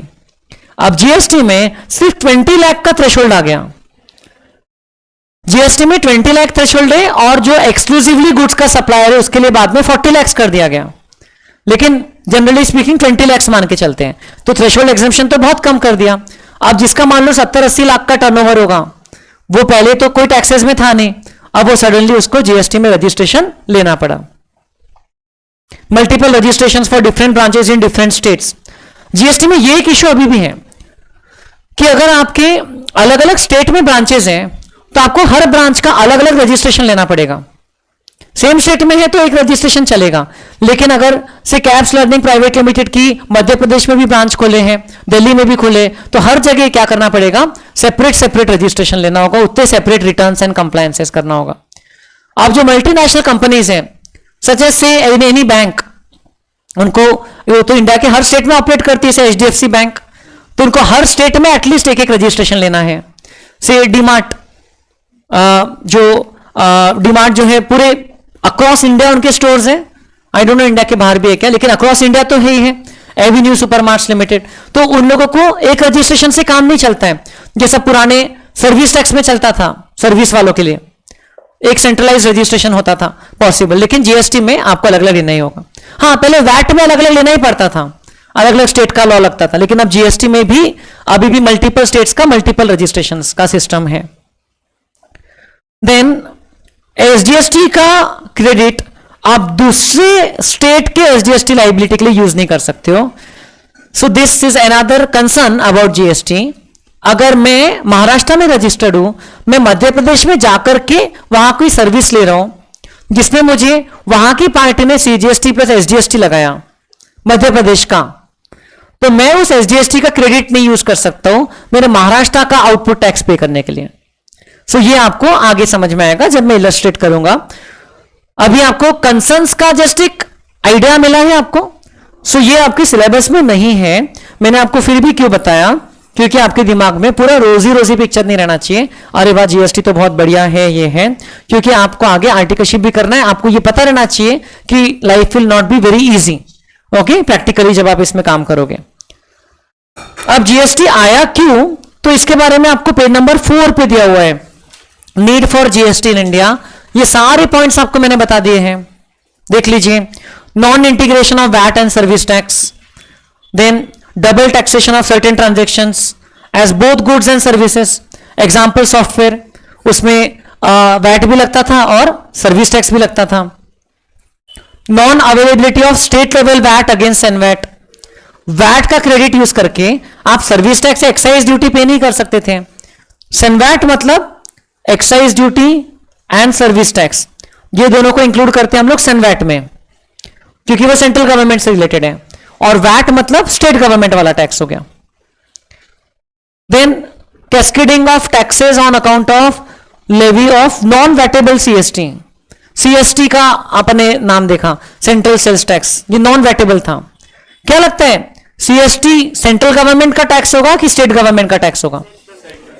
लेकिन वो सेंटर का था, लेकिन वो सेंटर ने बहुत पहले ही स्टेट्स को डेलीगेट कर दिया था कि आप ही देखते बैठो भाई। तो जो स्टेट की वैट डिपार्टमेंट रहती थी वो ही सीएसटी को गवर्न करती थी, ठीक है। Inclusion of CENVAT in the value for imposing VAT, जो आपको मैंने डबल टैक्सेशन बताया, एक्साइज ड्यूटी लग रहा है 1,12,000 पे, फिर वैट लग रहा है। And non inclusion of several local levies in state VAT, entertainment tax, LBT, luxury tax, ये सब पे आपको वैट का क्रेडिट नहीं मिलता था। इसका क्रेडिट यूज करके आप आगे यूज सेट ऑफ नहीं कर पाते थे। So these were the problems in the earlier system. तो ये सारे पुराने टैक्सेस को खाने के लिए जीएसटी आ गया, बड़ी मछली। जीएसटी का जो कॉन्सेप्ट है, it is based on value added tax. देखो यहां पर सिर्फ वैल्यू एडेड पे अल्टीमेटली टैक्स लगा। देखो 4,000 किस फिगर का 10% है, देख लीजिए आप, 40,000 का, अल्टीमेटली वही हुआ। बट सीधा ऐसा रिटर्न में नहीं फाइल करते आप बताते हो कि आपके आउटवर्ड सप्लाईज इतने के, उस पर टैक्स इतना लग रहा है, और इनवर्ड सप्लाईज पे टैक्स क्रेडिट इतना मिला है।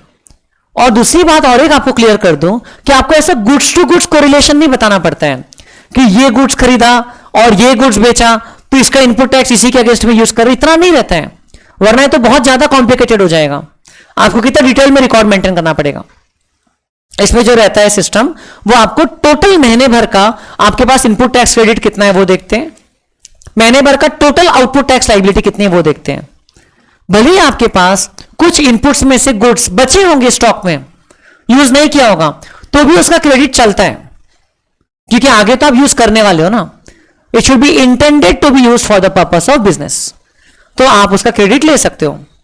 आपको उतना क्रेडिट छोड़ना नहीं है। अभी जितने आपने गुड्स खरीदा और बिजनेस में यूज कर रहे हो या करने वाले हो, आप उसका क्रेडिट ले सकते हो। और एक बात है, जीएसटी में कैपिटल गुड्स का कोई अलग ट्रीटमेंट नहीं बताया गया है, बहुत ज्यादा स्पेशल। वैट में कैपिटल गुड्स का अलग ट्रीटमेंट होता था। कैपिटल गुड्स का कोई एग्जांपल आप बता सकते हो डीजीएस कैप्स के लिए? कैपिटल गुड्स क्या लगता है आपको नाम से? Capital goods, computers, vehicle, furniture. Basically GST में डेफिनेशन बहुत सिंप्लीफाई कर दिया है, एक लाइन की डेफिनेशन है, any goods which are capitalized in the books of account. Any inputs which are capitalize in the books of account और capital goods. Very good. पुराने सैनवैट क्रेडिट रूल्स में एक पेज की डेफिनेशन थी और फिर 3 पेज का एनालिसिस होता था उसका, कैपिटल गुड्स का, इनपुट्स का भी एक पेज का डेफिनेशन था। It was actually quite complicated. CENVAT credit rules अगर आपको आता है मतलब आपको सही में टैक्स का बहुत नॉलेज है, ऐसा माना जाता था, बट अब वो हट ही चुका है। See I studied them as a student and later on I also taught them as a teacher till 2017। फिर जीएसटी आया तो आई हैव सीन कि ये सिस्टम एक्चुअल में बेटर है, क्योंकि डेफिनेशन जो एक पेज की थी वो एक लाइन में आ गई है, सिंप्लीफाई तो हुआ है। ओके फिर भी इसके अपने खुद के अभी भी लिमिटेशंस हैं। सो पहले क्या था, जैसे महाराष्ट्र का बताता हूं, कैपिटल गुड्स का क्रेडिट आप 3 साल तक ले सकते थे वैट में। ओके वो भी एवरी मंथ 1/36, 1/30, 3 साल में 36 महीने होते हैं ना। फिर एक्साइज ड्यूटी में अलग था सनवैट में। कैपिटल गुड्स का क्रेडिट आप 2 साल तक ले सकते थे। फर्स्ट ईयर में 50% ले लो, सेकेंड ईयर में 50% ले लो।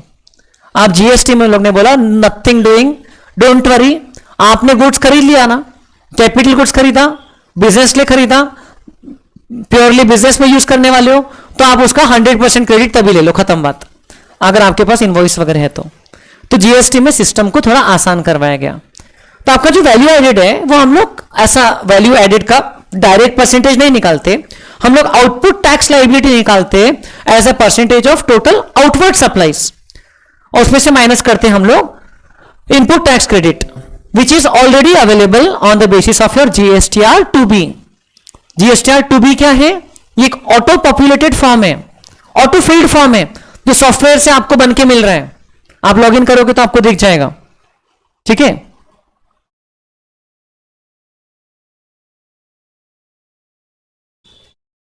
तो ये जीएसटीआर टू बी जो है इसमें आपको दिख रहा है तो ये आप उसका क्रेडिट ले सकते हो। और कभी ऐसा है सर दिख रहा है लेकिन क्रेडिट नहीं लेना है तो मत लो। क्रेडिट लेना कोई कंपलसरी चीज है क्या? नहीं।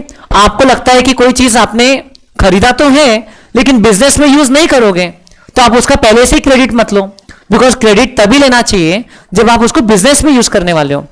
अगर आप पर्सनल पर्पज के यूज करोगे तो क्रेडिट नहीं लेना चाहिए। जैसे कि मैं मान लो पर्सनल ट्रिप के लिए फ्लाइट बुक करता हूं Nagpur to Goa, personal visit के लिए, है ना। गोवा कोई बिजनेस ले जाता है क्या?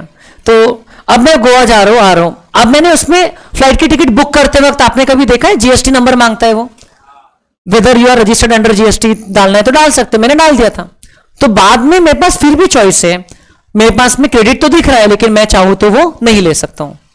अगर मैंने ले लिया और पकड़ा नहीं गया तो ठीक है, लेकिन अगर मैंने क्रेडिट ले लिया और बाद में मेरा केस चेकिंग में आया और उससे पकड़ा गया कि ये तो मैंने पर्सनल खर्चे का बिजनेस के लिए क्रेडिट ले लिया, जीएसटी तो बिजनेस रिलेटेड होता है ना, तो उसमें क्रेडिट रॉन्गली टेकन माना जाएगा, मुझे इंटरेस्ट के साथ वो रिवर्स करना पड़ेगा, 18% पर एनम का इंटरेस्ट रहेगा और पेनल्टी भी लगेगी।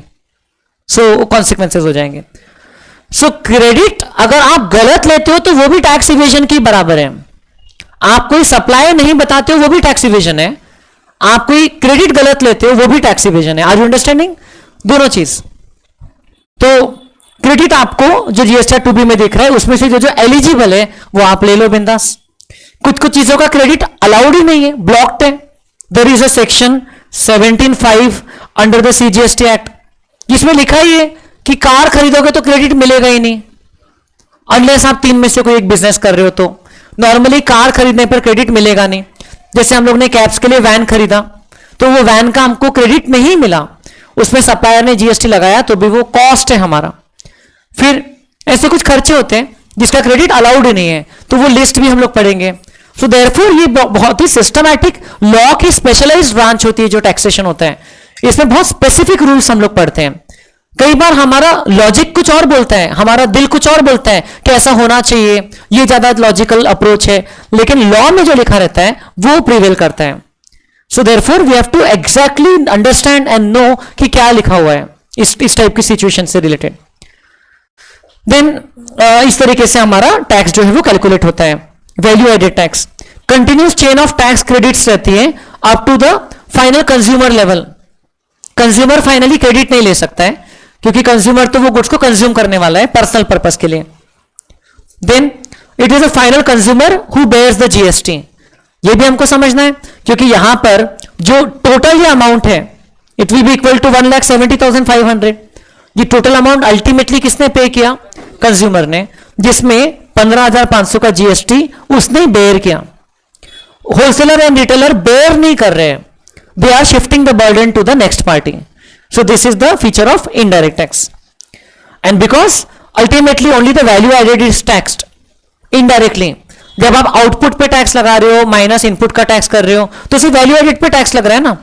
सो there is ultimately no cascading effect and no tax on tax. अब देखो, अब आपका इसका टोटल भी आपका आ रहा है 1,55,000। अब पूरे वैल्यू एडिशन पे इफेक्टिवली एक ही बार टैक्स लगा है, क्योंकि इसमें जो 10,000 पे टैक्स लगा भी था, सॉरी 1,00,000 पे, वो बाद में स्टेज पे माइनस भी हो गया, तो टैक्स माइनस हो जाता है, तो कैस्केडिंग इफेक्ट जो है एलिमिनेट हो जाता है। Now that is true if all the people in the supply chain are registered. अब मान लो बीच में एक आदमी आता है, वो बोलता है कि मैं अनरजिस्टर्ड हूं, तो क्या होगा बताइए? अगर अनरजिस्टर्ड है तो आपका जो जीएसटी का सीमलेस चेन बन रहा था वो ब्रेक हो जाएगा। इसको क्रेडिट मिलेगा क्या मैन्युफैक्चरर ने जो टैक्स लगाया? नहीं। फिर ये कॉस्ट में जोड़ेगा उसको, फिर इस पे अपना प्रॉफिट जोड़ेगा, फिर ये आगे टैक्स नहीं लगाएगा। क्यों नहीं लगाएगा? क्योंकि अनरजिस्टर्ड है। रजिस्टर्ड लोग ही टैक्स लगा सकते हैं। आपको कोई भी रास्ते चलते अगर टैक्स मांगता है, आप कोई रेस्टोरेंट में जाते हो और वो आपको जीएसटी के नाम से मांगता है, तो you should ensure two things. एक तो उसके इनवॉइस पे जीएसटी नंबर लिखा रहना चाहिए, एंड दूसरा वो नंबर एक्टिव रहना चाहिए। आप ऑनलाइन चेक कर सकते हो, गूगल सर्च कर लेना चेक GSTIN वेदर एक्टिव और नॉट। कैप्स का तो आपने चेक ही नहीं किया, विश्वास कर बैठे। किया है बेटा, कुछ लोगों को विश्वास नहीं था। तो कैप्स का जीएसटी नंबर एक्टिव है कि नहीं आपने देखना चाहिए। किसी को भी आप जीएसटी पे कर रहे हो, you should check. GST number कोई छुपाने वाली चीज नहीं है, नोटिस बोर्ड पे लिखना पड़ता है। आप बाहर जाके देखोगे कैप्स की नोटिस बोर्ड पे, बाहर नोटिस बोर्ड मतलब मेन डिस्प्ले बोर्ड पे लिखा हुआ है जीएसटी नंबर, ये है हमारा। तो वो आप कभी भी चेक कर सकते हो कि GSTIN एक्टिव होना चाहिए, एंड वो इनवॉइस पे भी प्रिंटेड होना चाहिए, एंड जीएसटी का अमाउंट अलग से एडेड होना चाहिए clearly. You should be able to calculate कि ये रेट लगाए इस अमाउंट पे, इसलिए इतना टैक्स आया है।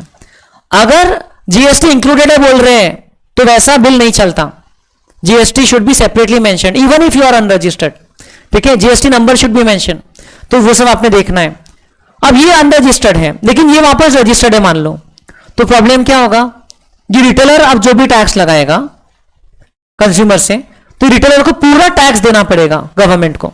उसके पास में कोई आईटीसी अवेलेबल नहीं है, ना मैन्युफैक्चरर ने जो टैक्स लगाया था उसका, ना होलसेलर ने तो कोई टैक्स लगाया ही नहीं। सो अगर चेन में कोई कोई लोग बीच बीच में अनरजिस्टर्ड रहते हैं तो आपका जीएसटी का जो सीमलेस क्रेडिट का मैकेनिज्म है वो अफेक्ट हो जाता है। उससे जो इफेक्ट्स हम लोग अवॉइड करना चाहते थे, कैस्केडिंग इफेक्ट एंड जो बाकी के डिसएडवांटेजेस, वो वापस से क्रीप इन कर लेते हैं सिस्टम में। Are you understanding? सो वो प्रॉब्लम्स आ जाती है। सो बेटर ये है कि सारे लोग रजिस्टर्ड रहे या सारे लोग अनरजिस्टर्ड रहे। सारे लोग अनरजिस्टर्ड है तो फिर तो बढ़िया है, तो फिर तो कोई टैक्स ही नहीं लग रहा है पूरे चेन में। लेकिन अगर बीच बीच में कोई कोई लोग रजिस्टर्ड है तो वो ये चाहेंगे कि उस चेन में सारे लोग रजिस्टर्ड रहे। As a registered person you would not like to purchase from a party जो आपको 1,05,000 में गुड्स दे रही है बट वो रजिस्टर्ड नहीं है। Rather you will purchase from a party जो 1,12,000 में गुड्स दे रही है बट उसका ब्रेकअप है 1,00,000 प्लस 12,000, क्योंकि 12,000 तो टैक्स है जिसका आपको मिल जाएगा क्रेडिट। तो आपके लिए एक्चुअल कॉस्ट कितना पड़ा? 1,00,000। So you would prefer to purchase from registered parties. तो ये सिस्टम अपने आप में लोगों को एंकरेज करता है टू टेक रजिस्ट्रेशन। अगर आपको बड़े लोगों के साथ में कारोबार करना है तो जो रजिस्टर्ड है, तो आपको भी रजिस्ट्रेशन लेना आपके हित में है, क्योंकि तब आपकी कॉस्ट भी कम होगी, है ना, आपके इनपुट्स का भी आपको क्रेडिट मिलेगा और आप सामने वाले को क्रेडिट भी पास ऑन कर पाओगे, वरना यहां पर चेन ब्रेक हो जाएगा। सो जीएसटी में रजिस्ट्रेशन मैंने आपको जो 20 लाख बताया वो तो लिमिट है, उसके ऊपर अगर आपका टर्नओवर गया तो आपको रजिस्ट्रेशन लेना ही लेना है। लेकिन अगर आप वॉलेंटरीली लेना चाहते हो तो 20 लाख से कम है तो भी ले सकते हो। अगर आपने जस्ट काम शुरू किया है, 2-3 लाख का टर्नओवर हुआ है, तो भी आप चाहे तो रजिस्ट्रेशन ले सकते हो, कोई मना ही नहीं है। But once you are registered, आप टैक्स पे करना वॉलेंटरी नहीं है, आप टैक्स तो आपको मैंडेटरीली पे करना ही पड़ेगा। Once you are a registered person under GST, आपको आउटवर्ड सप्लाई पे भी टैक्स लगाना पड़ेगा, वेदर आपका कंज्यूमर रजिस्टर्ड है चाहे नहीं है, उससे कोई फर्क नहीं पड़ता है अब। एंड आपको इनपुट पे जो टैक्स लगा, आप उसका क्रेडिट ले सकते हो। अगर आपको इनपुट टैक्स का क्रेडिट चाहिए, तो आपको अपने सप्लायर को, होलसेलर को अगर इसका क्रेडिट चाहिए, तो बिफोर मैन्युफैक्चरर इनवॉइस बनाता है, होलसेलर ने मैन्युफैक्चरर को इन्फॉर्म कर देना चाहिए कि ये मेरा जीएसटी नंबर है। तो मैन्युफैक्चरर उस इनवॉइस में रेसिपिएंट का जीएसटी नंबर भी मेंशन करेगा, तभी जाकर के उस रेसिपिएंट को उसका क्रेडिट एलिजिबल होता है। समझ रहे क्या? तभी वो सप्लाई को B2B सप्लाई माना जाएगा। B2C इनवॉइस के बेसिस पर आप क्रेडिट नहीं ले सकते हो। ओके, इनवॉइस में अगर रेसिपिएंट का नंबर लिखा है तो ही रेसिपिएंट उसका क्रेडिट ले सकता है। तो ये कब इन्फॉर्म करना पड़ेगा? Before the invoice is made and not after. पूरा समझ रहे हैं क्या यहां तक की? सो this is the background, the concept of GST, जो मैं आपको आईटीसी वाले मैकेनिज्म के थ्रू बता चुका हूं। And then there are the salient features of GST, जो कि constituents of GST, salient features. अब इसमें एक और चीज कर लीजिए आप, पेज नंबर 7 पे आ जाइए सीधा। अच्छा, ये भी मैं आपको कॉन्स्टिट्यूशनल प्रोविजन के साथ बताऊंगा। पेज नंबर 8 पे एडवांटेजेस टिक कर लीजिए। एडवांटेजेस क्या है जीएसटी में? आप लोगों ने बहुत सारे बता दिए इसमें से। ये आपको एकदम वर्ड टू वर्ड रट्टा नहीं मारना है। आप देख सकते हो ये थियोरी में से क्वेश्चन कुछ भी नहीं पूछा गया एग्जाम में। एग्जाम में अगर क्वेश्चन पूछते हैं थियोरी में से, तो मैं इस तरीके से रेफरेंस दे देता हूं। एज लेटेस्ट एज Jan 25 का भी, ये Jan 25 में एग्जाम हुई थी ना इंटर की, तो Jan 25 का भी यहां पर मैंने क्वेश्चन इंक्लूड किया है। लास्ट एग्जाम नवंबर में नहीं हुई थी ना, मई के पहले जैन में हुई थी, फिर सितंबर में, तो सितंबर और जनवरी तक के क्वेश्चंस इंक्लूडेड है अपने सिलेबस में, अपनी किताब में। ये क्वेश्चन आया था, देखो कितना easy question. Any list any 6 state taxes that were subsumed in the GST regime. ये 3 मार्क्स लिए क्वेश्चन आया था Jan 25 के पेपर में। तो आपको इसमें से कोई भी 6 टैक्सेस के नाम लिखना है बस। तो ये हम लोग ने वीडियो में भी थोड़ा बहुत देखा है। आगे मैं आपको कॉन्स्टिट्यूशनल प्रोविजंस के जरिए समझाऊंगा कि कैसे कुछ कुछ टैक्सेस जो है वो बंद हो गए और जीएसटी आ गया। तो ये नाम याद रखना कोई बहुत डिफिकल्ट काम नहीं है। तो जैसे आप देख सकते हो कि एग्जाम में क्वेश्चन जो आएगा तो वो मैं वहां पर वैसा मेंशन रहेगा। एडवांटेजेस पे ऐसे क्वेश्चन नहीं आता है, आया नहीं है। Reduction in multiplicity of taxes, mitigation of cascading effect, more efficient neutralization of taxes. Neutralization मतलब कि टैक्सेस जो है उसका क्रेडिट मिल जा रहा है तो उसका इफेक्ट जो है वो कैंसिल हो रहा है। उसके कारण आपका एक्सपोर्ट का जो प्राइस है वो कॉम्पिटिटिव हो रहा है। देखो अब जीएसटी के सिस्टम में एक्सपोर्टर को एक्स्ट्रा बेनिफिट दिया गया है। आपने कल देखा ना, मेक इन इंडिया और एक्सपोर्ट कॉम्पिटिटिवनेस वगैरह को बूस्ट मिलता है। तो क्या किया गया है कि government wants to promote the domestic industry, खास करके वो लोग जो एक्सपोर्ट कर रहे हैं, तो उनको बोला है कि आप जो भी एक्सपोर्ट करते हो, आपके एक्सपोर्ट पे आप 0% टैक्स लगाओ। जीरो रेटेड टैक्स बोलते, जीरो रेटेड बोलते हैं एक्सपोर्ट्स को। और उस पर जो आपको इनपुट क्रेडिट मिला होगा, इनपुट क्रेडिट जो मिला होगा उसका आप पूरा या तो यूज कर लो आपके दूसरी लाइबिलिटीज में से, या तो आप उसका एप्लीकेशन फाइल करके रिफंड मांग लो। समझ रहे क्या? अगर आपकी दूसरी कोई लाइबिलिटीज नहीं है तो आप क्या कर सकते हो, रिफंड मांग सकते हो। क्योंकि एक्सपोर्टर ने भी तो कुछ खरीदा होगा ना विद इन इंडिया, जिसपे उसको इनपुट टैक्स क्रेडिट लगा होगा, लेकिन उसका आउटपुट टैक्स कितना है, 0 है। तो उसको बोल रहे हैं कि तुम आईटीसी जो तुम्हारा बैलेंस पड़ा है, या तो उसको दूसरे लाइबिलिटीज में यूज कर लो, या तो दूसरी लाइबिलिटीज नहीं है तो आप उसका क्या कर सकते हो, रिफंड मांग सकते हो। बट ये सिर्फ एक्सपोर्टर्स के लिए लागू है। अगर आप और कोई टाइप के सप्लायर हो, फॉर एग्जांपल आप एक स्कूल हो, आप स्कूल का जो आउटवर्ड सप्लाई होता है वो एग्जेम्प्ट होता है, वो जीरो रेटेड नहीं होता है, वो नील रेटेड होता है। सॉरी, जीरो रेटेड और नील रेटेड अलग अलग चीज है क्या? हाँ जी, exports are considered to be zero rated and exempt supplies are considered to be nil rated. तो स्कूल को इनपुट टैक्स का क्रेडिट नहीं मिलता है। अगर एक स्कूल से एक अकाउंटेंट से सर्विसेज ले रही है, अकाउंटिंग फर्म से, उन्होंने उसको जीएसटी लगाया स्कूल को, तो स्कूल उसका क्रेडिट नहीं ले सकती, क्योंकि स्कूल वो सर्विसेज को यूज करके जो आउटवर्ड सर्विस दे रही है वो एग्जेम्प्ट है, तो वहां पर क्रेडिट का चेन ब्लॉक हो जाता है। बट एक्सपोर्टर्स के ऐसा नहीं है, तो they are indirectly promoting what, they are promoting exports. समझ में आ रहा है कि मैं क्या बोल रहा हूं? सो जो एक्सपोर्टर है उसको ये बेनिफिट मिलता है, आईटीसी का उसको रिफंड मिलता है। दूसरा ऑप्शन एक्सपोर्टर को ये दिया है कि आप एक काम करो, आपके एक्सपोर्ट्स पे भी जो टैक्स लगता है आप वो टैक्स गवर्नमेंट को पे कर दो, क्रेडिट यूज करने के बाद में 0% में मत जाओ, और आपका जो भी टैक्स आ रहा है आप आउटपुट टैक्स लाइबिलिटी जो भी नॉर्मल रेट के हिसाब से आ रही है पे कर दो, आईटीसी एडजस्ट कर लो, फिर आपका टोटल जो अमाउंट है उसका रिफंड एप्लीकेशन फाइल कर दो, फिर हम आपको रिफंड कर देंगे। तो मतलब एप्लीकेशन करके क्यों? क्योंकि चेक किया जा सके कि जेन्युइन क्लेम है कि नहीं है। सो ये दो ऑप्शंस दिए गए एक्सपोर्टर्स को, हमारे सिलेबस में दोनों ही नहीं है, ये सीए फाइनल की स्टडी में रहता है, लेकिन आपको एक आइडिया दे रहे हो कि एक्सपोर्टर्स को बेनिफिट दिया गया है कि उनको इनपुट टैक्सेस का कोई बर्डन ना पड़े। समझ आया क्या? देन जीएसटी के कारण कॉमन नेशनल मार्केट डेवलप हो रहा है, जैसे कि आपने बोला eliminates the state barriers, simple tax regime. अच्छा, जीएसटी में कॉमन नेशनल मार्केट से रिलेटेड ई वे बिल का मुझे आपको एक बताना पड़ेगा। जब गुड्स का मूवमेंट होता है खास करके एक स्टेट से दूसरे स्टेट में, तो सीजीएसटी रूल्स के हिसाब से ई वे बिल बनाना होता है। अभी उसका थ्रेशोल्ड लिमिट है 50 लाख। अगर 50 लाख के ऊपर का वैल्यू का गुड्स का मूवमेंट हो रहा है तो आपको क्या करना होगा? सॉरी 50 लाख नहीं, 50,000। तो आपको क्या करना है? ई वे बिल बनाना है। ई वे बिल एक अगेन इलेक्ट्रॉनिक डॉक्यूमेंट है, इलेक्ट्रॉनिक वे बिल, जो कि पहले आपको जनरेट करना है, फिर आपका ट्रक का मूवमेंट स्टार्ट होगा, फिर वो कहीं भी पूरे रास्ते में, मान लो आपका ट्रक महाराष्ट्र से नागपुर से लेकर के दिल्ली तक जा रहे हैं, तो रास्ते में 2-3 बार वो स्टेट बॉर्डर्स को क्रॉस करेगा, तो हर बार चेक नहीं होने वाला है। वो ई वे बिल आपने बना दिया, जीएसटी वाले कहीं भी एक जगह चेक कर लेंगे एंड फिर आपका मूवमेंट जो है वो बार बार रोका नहीं जाएगा। इससे क्या हो गया? आपका मूवमेंट जो है वो स्मूथ हो गया, turn around time for the trucks जो है वो आपका कम हो गया, तो आपका एफिशिएंसी बढ़ गया, कॉस्ट कम हो गया, ट्रांसपोर्टेशन का जो लॉजिस्टिक्स मैनेजमेंट का जो कॉस्ट है वो कम हो जाएगा।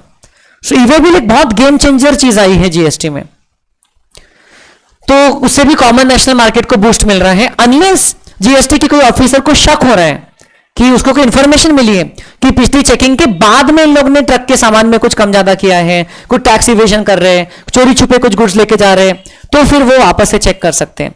लेकिन अदरवाइज जैसे कि पहले होता था, मेरे पापा का ट्रांसपोर्ट ही था, तो उनका यहां से सेंट्रल इंडिया से तमिलनाडु ट्रक्स जाते थे, तो कितनी बार, मतलब पहले बहुत टाइम लगता था ट्रक को पहुंचने को, क्योंकि जितने बार स्टेट बॉर्डर क्रॉस होते थे वहां लंबी लंबी लाइन लगी रहती थी। आप लोग ने देखा भी होगा कई बार हाईवेज पे, लेकिन अब वो कम हो चुका है। पहले तो मतलब कि 1-2 दिन की लाइन रहती थी। आप ये भी सोच सकते हो कि कभी अगर कुछ एरर आ गया, कभी कोई चेकिंग का कुछ इश्यू आ गया, तो बहुत लंबे समय तक के रुके रहते थे truck drivers. Fewer rate and exemptions GST में, और ये रेट्स को और फ्यू करने वाले, जितने कम एग्जेम्पशंस कम रेट्स रहेंगे उतना सिंप्लीफाइड सिस्टम रहेगा। Distinction between goods and services no longer required, क्योंकि अब गुड्स पे भी जीएसटी लगेगा, सर्विसेज पे भी जीएसटी लगेगा, तो ज्यादा डिफरेंशिएट करने की जरूरत नहीं है। हैविंग सेड दैट, अभी हम लोग इसी के बाद के चैप्टर में पढ़ेंगे कि डिफरेंशिएट किया गया है।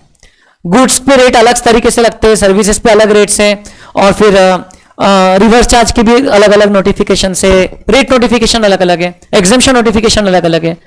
फिर भी एटलीस्ट गुड्स एंड सर्विसेज का टैक्स लगेगा कि नहीं लगेगा वो एंगल से डिस्टिंग्विश करने की जरूरत नहीं है। No check points, goods and services का जो फ्लो है वो फ्री हो रहा है, चेक पॉइंट्स कम हो गए। एडवांटेजेस कंज्यूमर को क्या पहुंच रहे हैं कि सिंपल टैक्सेशन सिस्टम, जो हम लोग ने बात किया था, ट्रांसपेरेंसी जो है वो आ गई है, यहां लिखा ही है। आपको पता है बिल में जो टैक्स लिखा है उतना ही टैक्स लग रहा है उस पर ultimately. Reduction in prices due to elimination of cascading effect. देखो यहां पर हमारे दोनों सिस्टम में सबसे ज्यादा फायदा किसी को हुआ था, तो वो था consumer. Then uniform prices throughout the country and increase in employment opportunities.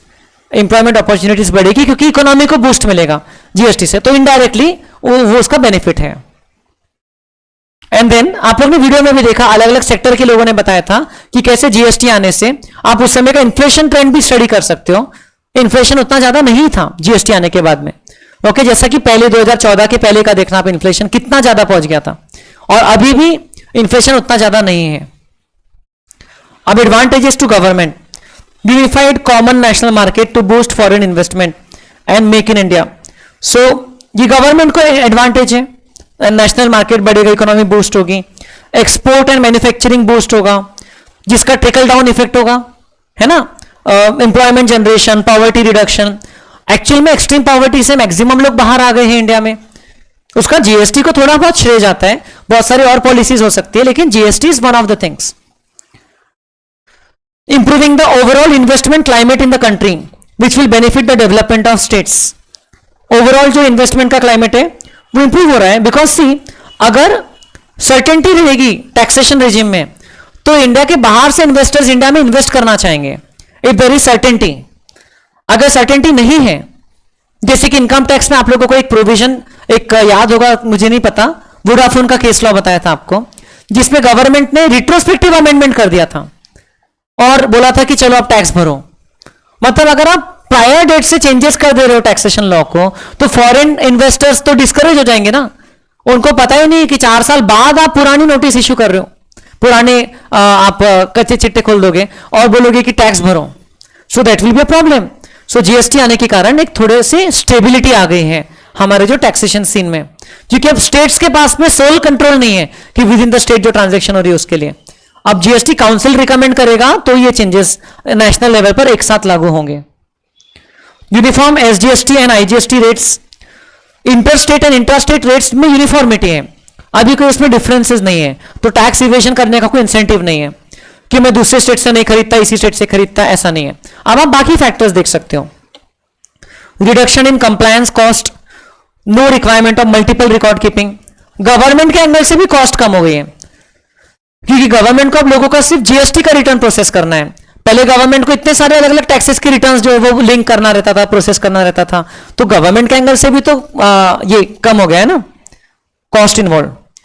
Broader tax base, GST आने से कंस्ट्रक्शन सेक्टर हो गया, कई सारे जो इनफॉर्मल सेक्टर में इकोनॉमी थी, ऐसे बहुत सारे सेक्टर्स थे जो कि अब जीएसटी के दायरे में आ चुके हैं। एक तो उन लोगों ने थ्रेशोल्ड को भी कम कर दिया, और दूसरा उन लोगों ने पूरा क्रेडिट वाला मैकेनिज्म बना दिया। So almost everybody who is doing business, turnover 20 lakh कोई बहुत बड़ी बात नहीं होती बिजनेस में, तो वो पर्सन को जीएसटी में रजिस्ट्रेशन लेना ही पड़ रहा है। सो टैक्स बेस बढ़ गया है, रेट कम कर रहे हैं लेकिन बेस बढ़ गया है, उससे क्या हो जाएगा, ओवरऑल रेवेन्यू कलेक्शन बढ़ेगा ही। Okay, bringing buoyancy to the government revenue, मतलब गवर्नमेंट रेवेन्यू बढ़ रहा है क्योंकि टैक्स बेस बढ़ने के कारण। ब्लैक मनी की जो ट्रांजेक्शन है वो डिस्करेज हो रही है। And electronic tax compliance system है जिसमें मैन्युअल इंटरफेरेंस कम है, पूरी तरह ऐसा नहीं है कि नहीं है, लेकिन कंपेयर टू अर्लियर सिस्टम, पहले तो वैट डिपार्टमेंट बहुत अलग तरीके से फंक्शन करती थी, तो करप्शन वगैरह बहुत था, लेकिन अभी क्या हो गया कि इलेक्ट्रॉनिक टैक्स कंप्लायंस सिस्टम है जिससे करप्शन का स्कोप थोड़ा रिड्यूस हो गया। These are the various advantages. आपको कुछ कुछ चीजें हो सकता है और बेहतर तरीके से प्रैक्टिकल आप जब काम करोगे तब ये बेनिफिट का रियलाइज होगा कि अच्छा इसका ये मीनिंग है, लेकिन broadly these are the benefits of GST. Now कुछ डिसएडवांटेजेस तो रहेंगे ही रहेंगे जो कि आपके इनडायरेक्ट टैक्सेस के डिसएडवांटेज होते हैं। पहले पेज पे आपको दिया है that it is inflationary in nature, being an indirect tax. GST भी अल्टीमेटली तो आपके गुड्स एंड सर्विसेज की कॉस्ट को बढ़ाएगी, तो it is inflationary in nature, क्योंकि उसका नेचर है। लेकिन उसको ठीक कैसे किया जा सकता है, how it can be, how the disadvantage और the negative point can be, the impact of it can be reduced, how, by bringing exemptions. देखो ये दोनों कनेक्टेड है। रिग्रेसिव नेचर का मतलब होता है कि जिसकी इनकम कम है उस पे बेचारे पे जीएसटी का बर्डन ज्यादा पड़ता है। कैसे, कैन एनीबॉडी एक्सप्लेन? हाँ, रजिस्टर्ड तो नहीं है एज अ कंज्यूमर। मान लो 3 कंज्यूमर्स हैं, एक कमाता है साल का 50 लाख रुपए, एक कमाता है 10 लाख और एक कमाता है 2 लाख, तो जीएसटी का इंपैक्ट सबसे ज्यादा किस पे पड़ेगा परसेंटेज टर्म्स में? 2 लाख वाले। क्यों? क्योंकि रेट तो आपकी इनकम पूछ के नहीं लगाया जा रहा ना, वरना हम तो आपको 28% लगाते थे। आपकी इनकम पूछ के रेट नहीं लगा रहे ना, हम लोग रेट कैसा लगा रहे हैं? रेट हम लोग वो गुड्स एंड सर्विसेज पे बेस्ड है। आप पेट्रोल भरने जाते हो, चलो पेट्रोल पे तो जीएसटी लगता ही नहीं, दूसरे टैक्सेस है, लेकिन आप कोई भी आप टी शर्ट खरीदने जाते हो तो पूछता है कि पहले आपकी इनकम बता दीजिए फिर हम बिल बनाते हैं, नहीं ना। लेकिन आप इनकम टैक्स जो भरते हो वो आपकी इनकम के हिसाब से भरते हो, जीएसटी जो भरते हो वो गुड्स या सर्विसेज के हिसाब से भरते हो। तो अब लेकिन फिर भी आप बोल रहे हो कि 2 लाख वाला ज्यादा टैक्स भरेगा, क्यों? क्यों? क्योंकि परसेंटेज तो सेम लग रहा है, तो सेम ही लगना चाहिए ना, टैक्स ज्यादा क्यों लग रहा है? नहीं, अब 2 लाख वाला उस पर 10% लग रहा है तो मान लो 20,000 का लगेगा उसकी कंजम्पशन पे, 10 लाख वाले पे 1 लाख का लगेगा और 50 लाख वाले पे 5 लाख का लगेगा, तो परसेंटेज तो सेम ही हुआ, प्राइस तो सेम ही है। हाँ, the difference is because of difference in consumption. एक 2 लाख वाला ज्यादा बचा पाएगा अपने इनकम में से कि 50 लाख वाला? 50 लाख वाले की सेविंग्स ज्यादा रहेगी, तो effectively percentage of consumption 50 lakh वाले का कम रहेगा। समझ रहे हो मैं क्या बोल रहा हूं? 50 लाख वाला जो पार्टी है वो कंज्यूम कम कर रहा है और 2 लाख वाली जो पार्टी वो अपने इनकम का ज्यादा प्रोपोर्शन कंज्यूम कर रही है। सिंपल सी बात है, अगर आपको पॉकेट मनी 10,000 रुपए पर मंथ मिल रही है और 1,000 रुपए पर मंथ मिल रही है तो आप 10,000 में ज्यादा बचा पाओगे, ओके, अगर रैशनली बिहेव करो तो, और 1,000 में आप कम बचा पाओगे प्रोपोर्शनली, राइट? वैसे ही जिस पर्सन की इनकम कम है वो ज्यादा कंज्यूम कर जाएगा उस इनकम में से, सो देयरफॉर उस पर जीएसटी का इंपैक्ट ज्यादा पड़ेगा। मान लो वो 2 लाख में से 90% इनकम अपनी खर्च कर देता है, क्योंकि उसको तो अपनी सर्वाइवल का देखना है ना, तो उसको तो दवाइयां खरीदना है, उसको तो कपड़े खरीदना है, उसको तो खाना खरीदना है, तो 90% खर्च कर दे रहा है, तो उसका कंजम्पशन हो गया 1,80,000। मान लो उस पर टैक्स लग रहा है 10%, तो 18,000 का टैक्स लग गया। और जो 50 लाख का से इनकम कमा रहा है, मान लो वो अपने इनकम का सिर्फ 40% कंज्यूम कर रहा है, वो 20 लाख भी खर्च करेगा तो अच्छी खासी लाइफ जी लेगा। 50 लाख कमाने वाले को 45 लाख खर्च करना पड़ेगा क्या? नहीं। So obviously you understand, it is easier to save when you earn a lot more. So 50 lakh वाला क्या करेगा, वो 20 लाख का मान लो क्या करेगा, 20 लाख का खर्चा कर रहा है तो उसको टैक्स तो 20 लाख पे लग रहा है, 2 लाख। अब 2 lakh as a percentage of 50 lakh कितना हो गया? 4% हो गया। और उधर हमारा परसेंटेज आ रहा था 18,000 as a percentage of 2 lakh, that was 9%। तो इफेक्टिवली जीएसटी का बर्डन किस पे ज्यादा पड़ा प्रोपोर्शनेट टर्म्स में? जिसकी इनकम कम है। This is called as regressive nature. हमारे इनडायरेक्ट टैक्सेस का रिग्रेसिव नेचर होता है, जो कम कमाता है उस पर ज्यादा बर्डन बैठता है, और इन्फ्लेशनरी तो है ही ऑब्वियसली। अब इसको ठीक करने के लिए क्या करती है गवर्नमेंट? जीएसटी के सिस्टम को एकदम वैसा सिंपल नहीं रखती है। जीएसटी में गवर्नमेंट ढेरों सारे एग्जेम्पशंस दे देती है। आपको 100 से ज्यादा एग्जेम्पशंस मिलने वाले चैप्टर नंबर डी में, इसी मॉड्यूल में 100 से ज्यादा एग्जेम्पशंस की लिस्ट है।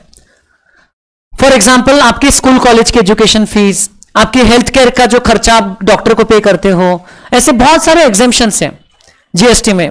सर्विसेज में भी है, गुड्स में भी है।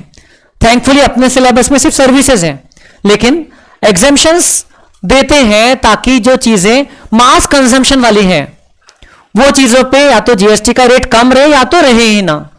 जैसे स्कूल कॉलेज वगैरह की जो फीस भरते हैं, गवर्नमेंट बोलती है कि भाई ये तो एक तरीके से नेसेसिटी है, नीड है लोगों की, तो ये तो हर कोई कंज्यूम करेगा, तो इस पर जीएसटी लगाओ ही मत। लेकिन अगर आप कार खरीद रहे हो, अगर आप से कोई गैजेट खरीद रहे हो, मोबाइल फोन खरीद रहे हो, तो उसमें आपको जीएसटी लगाया जाएगा, क्योंकि वो आप अपने खर्चा करने की कैपेसिटी के हिसाब से खरीदोगे। ये तो आपको स्कूल कॉलेज का तो खर्चा करना ही पड़ेगा अगर आपकी इनकम कम है तो भी। समझ में आ रहा है क्या? इस तरीके से रिग्रेसिव नेचर को कुछ हद तक की काउंटर किया जाता है। क्या उसको पूरी तरह एलिमिनेट कर सकते हैं? नहीं, ये तो इनडायरेक्ट टैक्स है तो थोड़ा तो रहेगा ही, लेकिन उसको कुछ हद तक की क्या किया जाता है, काउंटर किया जाता है। अब जो पर्सन ज्यादा कमा रहा है वो तो ऑब्वियसली कम कंज्यूम करेगा प्रोपोर्शनेटली, तो उसमें तो इफेक्टिव रेट जो है वो कम पड़ेगा। बट क्या कर सकते हैं, अगर आप फरारी खरीद रहे हो तो आप पे 100% कस्टम्स ड्यूटी लगा देंगे अगर आप इंपोर्ट कर रहे हो फरारी, या कभी कभार तो 100% से भी ज्यादा।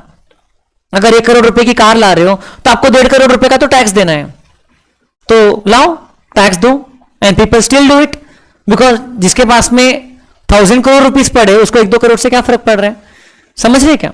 सो people still do it. So यहां पर गवर्नमेंट रिग्रेसिव नेचर को कर्टल करने के लिए रेट्स डिफरेंशिएशन करती है। जो नेसेसरी गुड्स एंड सर्विसेज है उसको एग्जेम्प्ट कर देती है, जो फिर भी ज्यादा कंज्यूम होते हैं बट नेसेसरी नहीं है उस पर लोअर रेट लगाती है। इसलिए सारे गुड्स पे एक ही रेट लगाना उचित नहीं है।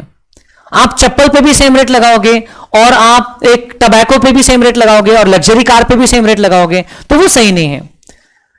छोटी मोटी इकोनॉमी में ठीक है, जैसे आप सिंगापुर जाओगे तो वहां पर सारे गुड्स पे 5% का रेट है, जो मुझे लास्ट पता चला था, तो वो रेट ठीक है। आप दुबई जाओगे वहां पर भी वैट आ चुका है, तो वहां पर भी सेम रेट है, एक ही रेट है। लेकिन इंडिया इतनी बड़ी इतनी कॉम्प्लिकेटेड इकोनॉमी है, तो यहां पर एक ही रेट लगाएंगे तो उससे जो इकोनॉमिक डिस्पैरिटी बोलते हैं, जो इंबैलेंस बोलते हैं रिच एंड पुअर के बीच में, वो तो और बढ़ जाएगा। तो अभी जो 12% के रेट को कम करने की बात आपने कहा, वो तो सिर्फ सिंप्लीफिकेशन के कर रहे हैं। उसमें से कुछ गुड्स को उठा के 5% में बेच देंगे, कुछ को 18% में बेच देंगे, तो वो एक रेट हटा देंगे। लेकिन पूरी तरह एक ही रेट सारों पे लगाना, ये शायद अभी वो सोच नहीं रही है गवर्नमेंट। Are you understanding? अब इसके बेनिफिट्स तो है ही है। रेवेन्यू को एक बहुत बढ़िया सोर्स मिल जाता है, मतलब हमारे जीडीपी का एक मेजर कंट्रीब्यूटर हो जाता है जीएसटी। आप अगर बजट डॉक्यूमेंट देखोगे तो उसमें इनकम टैक्स से कलेक्शन होता है, जीएसटी से कलेक्शन होता है। जीएसटी का आधा कलेक्शन तो स्टेट्स को भी मिलता है, तो that is a very good source of revenue जो ईयर ऑन ईयर बढ़ते जा रहा है। जीएसटी का जो कंट्रीब्यूशन है वो ईयर ऑन ईयर बढ़ते जा रहा है। जीएसटी कलेक्शन स्टैटिस्टिक्स कौन सा महीना हुआ? पिछला जून खत्म हुआ ना, जून 2025। ये देखो 1.85 लाख करोड़ का कलेक्शन हुआ जीएसटी का, ओके, 6.2% से बढ़ा पिछले साल के मुकाबले। तो जीएसटी का जो स्टैटिस्टिक्स है वो तो बढ़िया है। इसका मैं प्रेस रिलीज देख रहा था, गूगल सर्च में प्रेस रिलीज नहीं आ रहा है सामने में।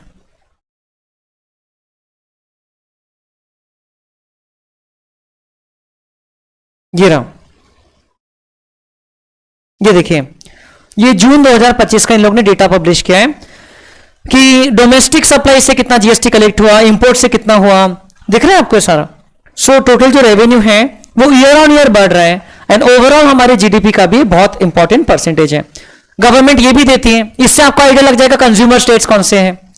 ये देखिए कंज्यूमर स्टेट्स, उत्तर प्रदेश का देखो जीएसटी कलेक्शन कितना है, उत्तर प्रदेश का 9248, वो 4000, राजस्थान का है 9248, ठीक है। महाराष्ट्र का 30,553, महाराष्ट्र में इतना जीएसटी कलेक्शन हो रहा है। अब आपको लग रहा होगा सर इसका मतलब तो महाराष्ट्र में कंजम्पशन ज्यादा हो रहा है, ये ऐसा नहीं वर्क करता है। महाराष्ट्र से जो गुड सेल हुए उसमें भी आईजीएसटी कलेक्ट हुआ ना, वो आईजीएसटी का शेयर बाद में उत्तर प्रदेश को मिलेगा अगर महाराष्ट्र से उत्तर प्रदेश में सेल हुए तो these are just the state wise GST revenues. इसमें does not include GST on imports. आपको परसेंटेज फॉर्म में दिया है, तमिलनाडु का तो और भी ज्यादा है 10,000, गुजरात का 11,000 करोड़ रुपीस जीएसटी कलेक्शन जो है, so that is great, okay.